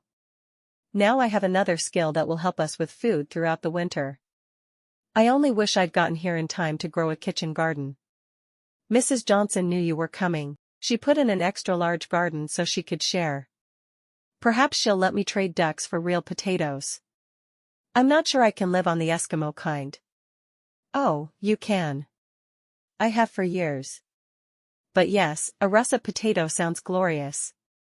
Baked, with plenty of butter. Can you eat them any other way? He asked. Chapter 9. Belle finished up the strawberry shortcake shortly before 10 on Monday morning. When she arrived at the store, she was surprised how many men were there, and she said a silent prayer she'd made enough. The men all gathered around her. Did you bring cookies? One man asked. What about bread? I brought bread and strawberry shortcake. I'll make snickerdoodles tomorrow along with the usual bread. You never bake enough, one man complained. Belle set the food she'd prepared on the counter for Mrs. Johnson to divvy up before turning back to the men and putting her hands on her hips. I'm not a baker. I just happen to enjoy baking. I'm not here to feed any of you. I'm here to take care of my husband and his home. If there's any more complaining, I won't sell baked goods here any longer. The man who had complained looked contrite. Sorry, ma'am. To Belle's surprise, Everett walked into the store just then. He frowned. Why are none of you working? He asked, looking around at the men. Your wife said she'd be here with fresh baked treats today. We came to buy them, answered a man who was leaning against the wall. Everett shook his head. Get back to work, he yelled. After the men had scattered, he turned his attention back to Belle. No more of this. You can bake and bring stuff to the store, but I don't want you giving the men a particular time again. There is no one working on the order we have due Friday. But, I'm not going to listen to any more arguments. This is ridiculous. He turned and left the store, and Belle stared after him, realizing they'd just had their first disagreement, and she hadn't been able to say a word. Katie was busy portioning off the pieces of cake. The men had put their names on their plates, so it was easy to tell whose was whose. Don't worry about him, Katie said. He gets grumpy when he's on a deadline. Always? Belle asked, surprised. She'd seen no sign of a temper in her husband at all. Only time he hasn't is since you've been here. I'm surprised he's held out this long. I'll have to make sure and butter him up with baked goods when he has a deadline coming on. That would be really smart of you, Katie said. I'm going home to process the ducks we shot yesterday then. Sorry to bring drama to your store. Oh, don't you worry about me. I've been expecting something like this. The men don't get sweets often enough. Belle nodded, thinking about her friend's words. Oh, I've been meaning to order a sewing machine. Could you get one in? I sure could. I want one myself, but I haven't been able to talk Bernard into one. He's a crotchety old thing when it comes to money. Belle giggled. Tell him that you're making extra money with all the baking I'm doing, and everything will balance out. That's a great idea. I'll do that. And if he still says no, come to my place and use mine. I wouldn't want to do that. No, I'll talk Bernard into one of my own. As Belle walked home, her mind was still on what Everett had said to her. She was annoyed that he hadn't waited until they were in private to scold her, and she planned to tell him just that when he arrived home that evening. Her entire afternoon was consumed with processing the birds, and when she'd finally put the last jar into the cellar, it was time to cook supper. She wondered if fried mallard would taste like fried chicken. They seemed to have more dark meat than white meat, but that didn't mean they wouldn't taste good. She quickly dredged one of the ducks in flour and heated up an iron skillet. She'd already put Eskimo potatoes on to boil. She'd make a nice gravy and a can of carrots to go with them. It wasn't a perfect meal, but it would fill them. And of course she'd kept a loaf of bread for their supper. It was too bad he'd been grouchy with her earlier. When Everett got home, she could see the strain on his face. He washed his hands in silence and took his seat at the table. Supper isn't ready? He asked, sounding angry. Yes, it's ready. I just need a minute to serve it. She wanted to tell him if he was going to be angry if supper wasn't on the table when he got home that he should plan to cook for himself, but she could see that he was stressed about the deadline. As soon as he saw the fried mallard, he grumbled. You killed a chicken when I told you not to, didn't you? Do you even know how to listen? Belle resisted the urge to fling his plate full of food at his face, but she'd worked too hard on it to waste it. I did not. She placed the food in front of him and took her seat. Then what did you do? It's one of the ducks we shot yesterday. He seemed to deflate a little. It smells good. After his first bite, he smiled. I never would have thought of frying a duck up this way. I'm making do with the ingredients I have on hand or can find. Appreciate it. It doesn't sound like you do. You fussed at me in front of Katie today, and that wasn't fair to me. If you'd told me you didn't want me giving the men a specific time I'd be in the store, then I wouldn't have. You can't be angry with me if I don't follow some unknown to me rule you have in your head. You should have the sense to know that my men need to work during work hours. I didn't tell them to be at the store at that time. I simply told them I would drop everything off then so they could come as soon as they had some free time. She couldn't believe he was blaming this on her. It didn't make any sense at all. "I'm finished discussing this," he said, calmly eating his meal and refusing to look at her. Belle wanted to tell him that he was finished discussing it because he knew he was wrong, but she held her tongue. She didn't want to fight with him. She wanted to go back to the way they'd been just days before. She washed dishes in silence, and he read his Bible while she knitted. Even she could hear that her knitting needles sounded angry. When she was calm enough, she set her knitting needles and the work she'd done on a sock onto the table and changed into her nightgown. She wouldn't give him the satisfaction of apologizing because she'd done nothing wrong. No matter what his warped mind told him. She fell asleep curled onto her side, facing away from him, and she didn't even notice when he got into bed with her that night. Belle was still angry as she made breakfast the following morning. She put his plate in front of him, and she sat down herself, but she didn't speak. "Breakfast is good," he told her. She nodded but didn't speak. When it was time for him to leave for work, he bent down to kiss her goodbye, but she turned her head so his kiss landed on her cheek. He couldn't treat her like a stupid child one moment and like his wife the next. She wasn't going to put up with that sort of behavior. She baked bread and made snickerdoodles, dropping them off at the store at 10 along with the eggs from that morning. When Katie asked her what was wrong, she shook her head, saying everything was fine. But it wasn't fine. Her husband was a ridiculous man who scolded her when she'd done absolutely nothing wrong. Instead of making strawberry jam as she'd planned that day, she left the cabin with his crossbow and a quiver of arrows. Walking through the woods by herself wasn't exactly smart, and she knew it, but at that moment, she didn't care. She had to walk off her anger, or she really would be dumping his supper over his head that night. She stepped into a small clearing and spotted a rabbit. It took her seconds to shoot it. By the time she started home, she had 6 rabbits strung along her back. Rabbit wasn't her favorite meal, but it was food, and it wasn't bacon. Funny how she'd always loved bacon, and now it seemed she'd had too much of it. When she got home, Everett was waiting for her. "Where were you?" he demanded. "Hunting," she replied, seeing no need to waste words on him. "I don't want you hunting alone. You didn't mind a few days ago. Maybe you should write down a list of rules that you need me to follow, so I'll know what's going to set off that ridiculous temper of yours." Belle wasn't in the mood to put up with any of his nonsense. As far as she was concerned, she'd go out and stay in a tent forever if he kept treating her this way. There was winter to worry about, though, so it was probably a bad idea. "You need to stay home." "Isn't that what being a wife is all about?" he asked. "This wife isn't. I thought you wanted me to forage and hunt." "Am I wrong?" "Yes. There's no need for you to do all that. We can eat bacon, rice, and beans all winter. That's what I've always done." That doesn't even sound a little bit appetizing. She turned and left the cabin, annoyed when he followed her. "You can't just walk out in the middle of a discussion," he yelled. "I'm skinning these rabbits. Am I allowed to use a knife? Don't be petty." "If I'm being petty, it's because I learned how from you." Belle couldn't believe this was the same man who she had traveled into Yeti with. This man, he was a tyrant. The man she'd traveled with had been good and kind. No, this must be his identical twin or something.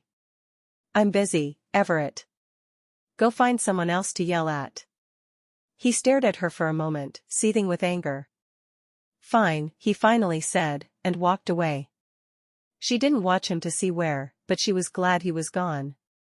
She needed a minute to be alone. Belle skinned the rabbits, carefully saving the pelts, thinking she could use them for a coat for a child. If she ever let Everett touch her again to make a child, that was. She carried the rabbits inside and put them in a pot to boil. She'd process them all tomorrow, and then she'd have rabbit to fix through the winter. Perhaps there was a better way to preserve them, but she didn't know it. She'd just use them for rabbit stew, which was a favorite of hers anyway.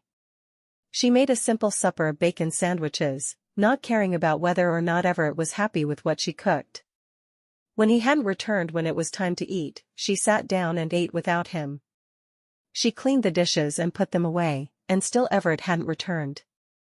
"Fine. If he wanted to sulk like a child, she was glad he wasn't doing it where she could see him. She went to bed at bedtime, concerned about him, but not letting herself worry too much. He'd return when he was ready. Chapter 10. Belle woke early, surprised that the spot beside her on the bed was still empty. Now she was worried. She'd told him to go away, and he had, but had he been hurt? Alaska wasn't civilized. What if a bear had found him? Or a wolf? She said a prayer for him, begging God to let him be safe. She'd been an idiot for fighting with him. She needed to learn to control her temper. If he was still alive, she'd do just that.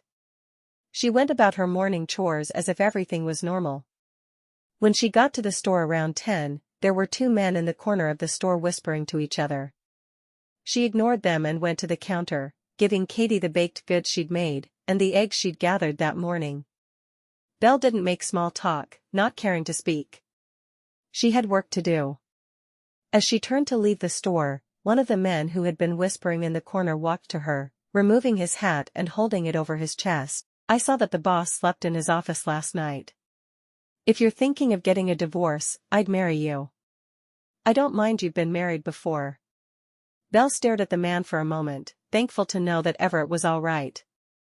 "I'm not planning on getting a divorce, but thank you for the offer." Without another word, she walked around the man and went straight home. She fixed lunch for herself and Everett and put it in a pail, which she put into a basket with bowls, spoons, and a glass bottle filled with water, carrying it to his office. He'd started the fight, but she'd engaged in it as well.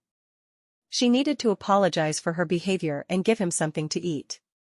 She was certain he hadn't eaten since lunch the previous day, and he wouldn't come home for food. The man was too stubborn for that. No, she would have to be the one to bend this time. And she would do better about fighting with him in the future. When she reached his office, she could hear him shouting at someone. She waited until a contrite-looking man had left and took a deep breath before knocking on the door. "Go away!" Everett yelled. Pasting a smile on her face, Belle took his words as an invitation to come inside and tentatively opened the door. "I thought you'd be hungry. I know you didn't have supper last night or breakfast this morning. So, I made a rabbit stew, and I brought it with me, so we could have a picnic in your office. Doesn't that sound like fun?" She ignored the look on his face and spread the blanket she'd brought with her, carefully setting the basket she'd filled with food onto it. She took the cork stopper out of the bottle of water and poured 2 glasses. When she was finished setting everything up, she looked over at Everett, who was gawking at her as if he'd never seen a woman before. "Join me." Everett stood and walked to her, sitting across from her on the blanket. "Why are you doing this?" he asked after a moment. "Because I told you to leave last night, and it was a horrible thing to say." "I'm so very sorry, Everett. It takes a lot for me to get angry, but I do have a temper. I never should have let you see it though. You're my husband, and you mean a great deal to me." You don't have to say anything," she said, "just eat your lunch." He shook his head. "No, I do need to say something. I'm sorry as well. I've been stressed about this deadline, but that's no excuse for treating you badly. I shouldn't have scolded you in front of Mrs. Johnson. It was wrong of me. You were only trying to help." She smiled at him, nodding. "Then all is forgiven, isn't it?" Everett nodded, taking a bite of his rabbit stew. "This is delicious," he said, looking surprised. "Rabbit stew is one of my favorite meals. I boiled all the rabbits last night, and I'm going to debone them and can them this afternoon. Then we can have rabbit stew this winter. I think I'll hunt for more if you like it too. The rabbits will be better this fall, but they're good now too. They molt in the fall, and their furs aren't as nice. I plan to save the pelt to make a child's coat from it. Should I not save these and just get more in the fall or winter?" "I would. I mean, keep the pelt. We can use it for something else, I'm sure. But I wouldn't make a coat from it." Belle nodded, so happy that the tension between them had passed. "I'll do that then. Perhaps a pair of slippers would be nice from the pelts I have now." She sighed. "I will go back to foraging and wait for rabbits in the fall, I guess." If they're better then, it doesn't make sense for me to waste my time now. That's what I'd do. He finished his bowl of food and sighed. Thank you for bringing me lunch. I was hungry enough that I was acting like a bear to everyone around me. She didn't tell him he was acting like a bear before he was hungry because she didn't want to hurt their tentative truce. Would you enjoy rabbit stew for supper again? She asked as she set a plate of snickerdoodles between them. I would. That was delicious. My ma would make rabbit stew on occasion, but it was never as good as yours. If you ever meet her, please don't tell her I said that. She laughed. I wouldn't dream of it. She took a sip of her water. What's the deadline you're working on? He spent the rest of their meal explaining exactly what still needed to be done for Friday's deadline. When she finally picked up the remains of their picnic to take them home, he kissed her. Thank you. She didn't ask what he was thanking her for because she already knew. It wasn't for the meal, it was for the olive branch. After their picnic, Everett was much more subdued for the rest of the week. Belle could tell he was busy, and he was still worried about the deadline, but he was no longer angry with her. She went about her business, hunting more mallards and putting them up for winter. She found more strawberries and more Eskimo potatoes. On Thursday morning of the following week, Katie went foraging with her again, showing her how to identify wild parsnips and nagunberries, which Katie explained were a small raspberry that grew in the area. Belle tried one of the nagunberries as they harvested them. These are even better than regular raspberries. I'm going to have a hard time saving enough for jam. Katie laughed. Wait until the salmonberries are ripe. You're going to love them. I think I'm going to be making jam all summer long. I do. I wish I could talk Bernard into watching the store more often because I would spend my days foraging and making jam for winter. I can always make extra.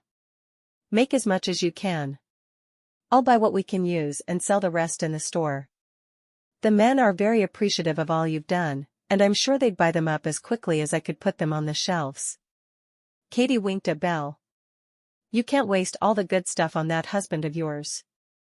Belle grinned and thought about Katie's words for a moment. How often does he get into those moods? Only a couple of times per year, and he will be gentler with you. At least I think he will.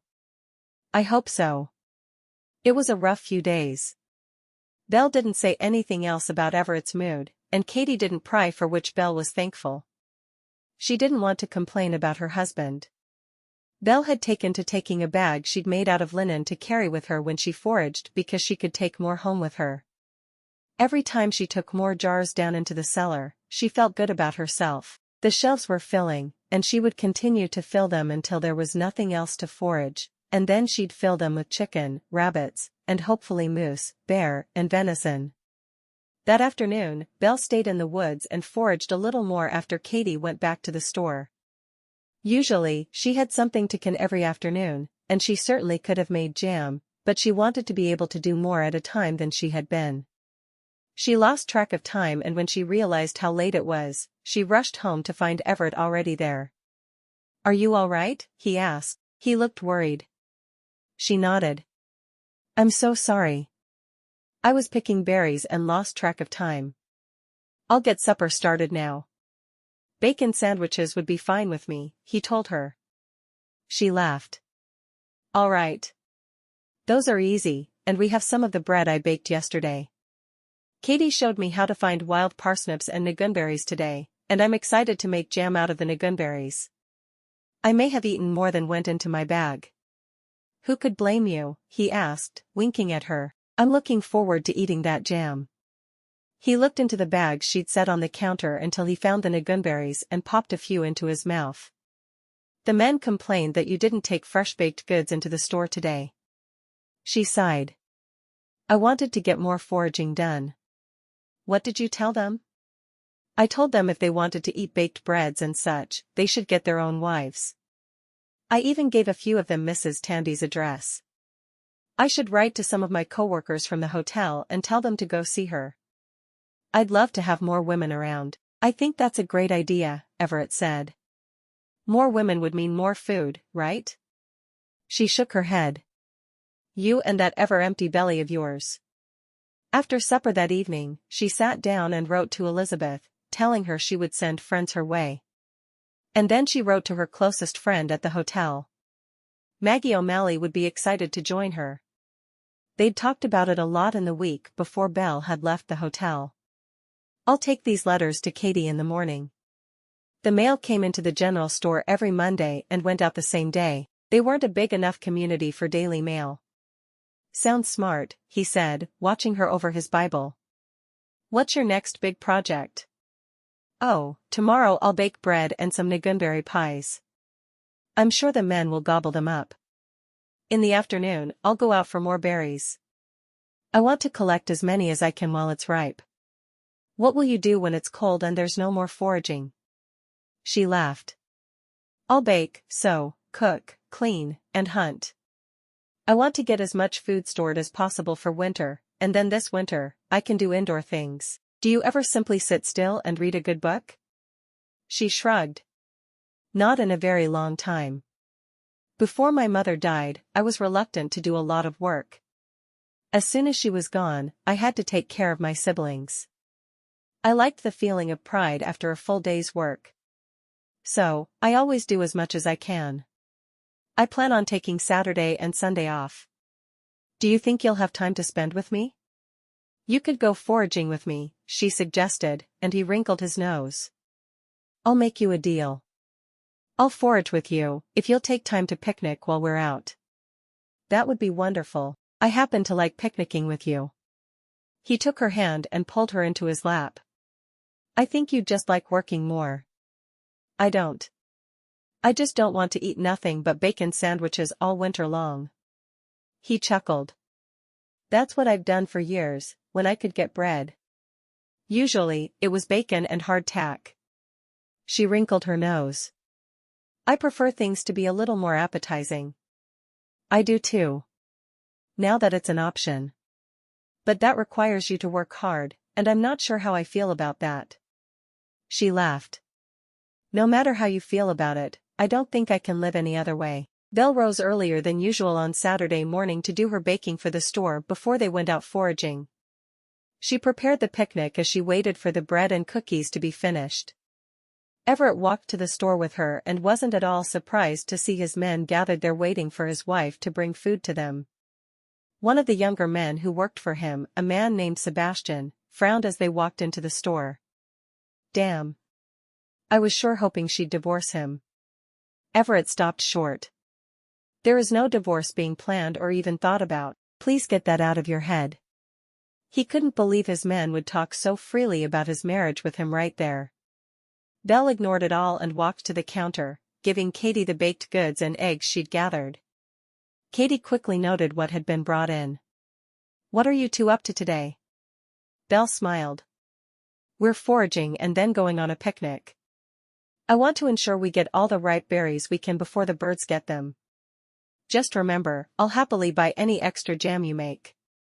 I have started a crate that I'll bring when it's full. I'm sure I'm doing too much, but I want to ensure we have enough, and that makes me a little crazy as I work." "I've noticed," Katie said, a huge smile on her face. As Belle and Everett left the store, he asked about the man who had made the comment about the divorce. "Has he spoken to you before?" Belle nodded. "I told him then there wouldn't be a divorce. I really need to post Mrs. Tandy's address somewhere so all the men can write to her. The ones who know how to write, that is. I'd offer to help them, but I don't think that's a good idea." "I don't either." They made their way into the woods and to a clearing Belle hadn't seen before. Together they picked berries, and Everett told her stories about some of the men and what they'd said about her baking. "I guess I should have known the men would all flock to you. I think you could have been an old crone and the men would have surrounded you." Belle nodded. "They all want a woman in their lives, and I think any woman would do. It wouldn't be that way for me, you know." "What do you mean?" "I mean, I sent for a bride, and I was willing to accept whatever woman came my way, but now that I've met you and spent time with you, I realize I don't want just any woman in my life. I want you and only you." Belle stuck the berry she'd just picked into her mouth before walking to him and wrapping her arms around him. "That's the sweetest thing anyone has ever said to me." He chuckled. I'm not known for my sweet talk. You should be. She stood on tiptoe and kissed him. You're a pretty special man, Everett. I'm glad you think so. Because I'm in love with you. She stared at him for a moment, a slow grin spreading across her face. I'm in love with you as well. How could I not be? Even though I have the worst temper in all of Alaska? She laughed. It wasn't that bad. Besides, you've made up for it since. He held her close. We're going to squish the berries if we don't stop. She shrugged. I'll just pick more. After a few moments, they parted. Let's have that picnic, he said. She carefully spread out the blanket that was atop the basket she'd had him carry with them. As they feasted on the simple meal she'd made, they gazed at one another lovingly, and she realized that the gamble she'd accepted had paid off. She was in love with a man who loved her.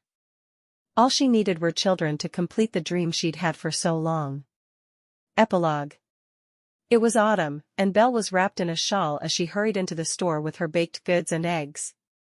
Got a letter for you, Katie said. Belle snatched at the offered letter and read it on the spot. It's from my friend, Maggie. She's agreed to marry James, and she'll be here in a month. I feel sorry for her traveling in this weather. It was already getting cold outside. But you're excited your friend is coming, Katie said. I can see it on your face. I am. Oh, I can't wait. Belle put her hand on her stomach and smiled. She can help me sew for the baby. And I will as well. Though if we want to all do it together, it may have to happen here in the store. I would agree to that. Belle said. I finished filling another crate of jam, but Everett didn't want me carrying anything that heavy. He said he'll bring it on Sunday morning. That works for me. I sell out of whatever you bring within a few hours. I'm sure the men will be excited for more jam. As Belle walked home, her thoughts were on her future. She was married to the man she loved. There was a baby on the way. And Maggie would be there soon. Her heart was full.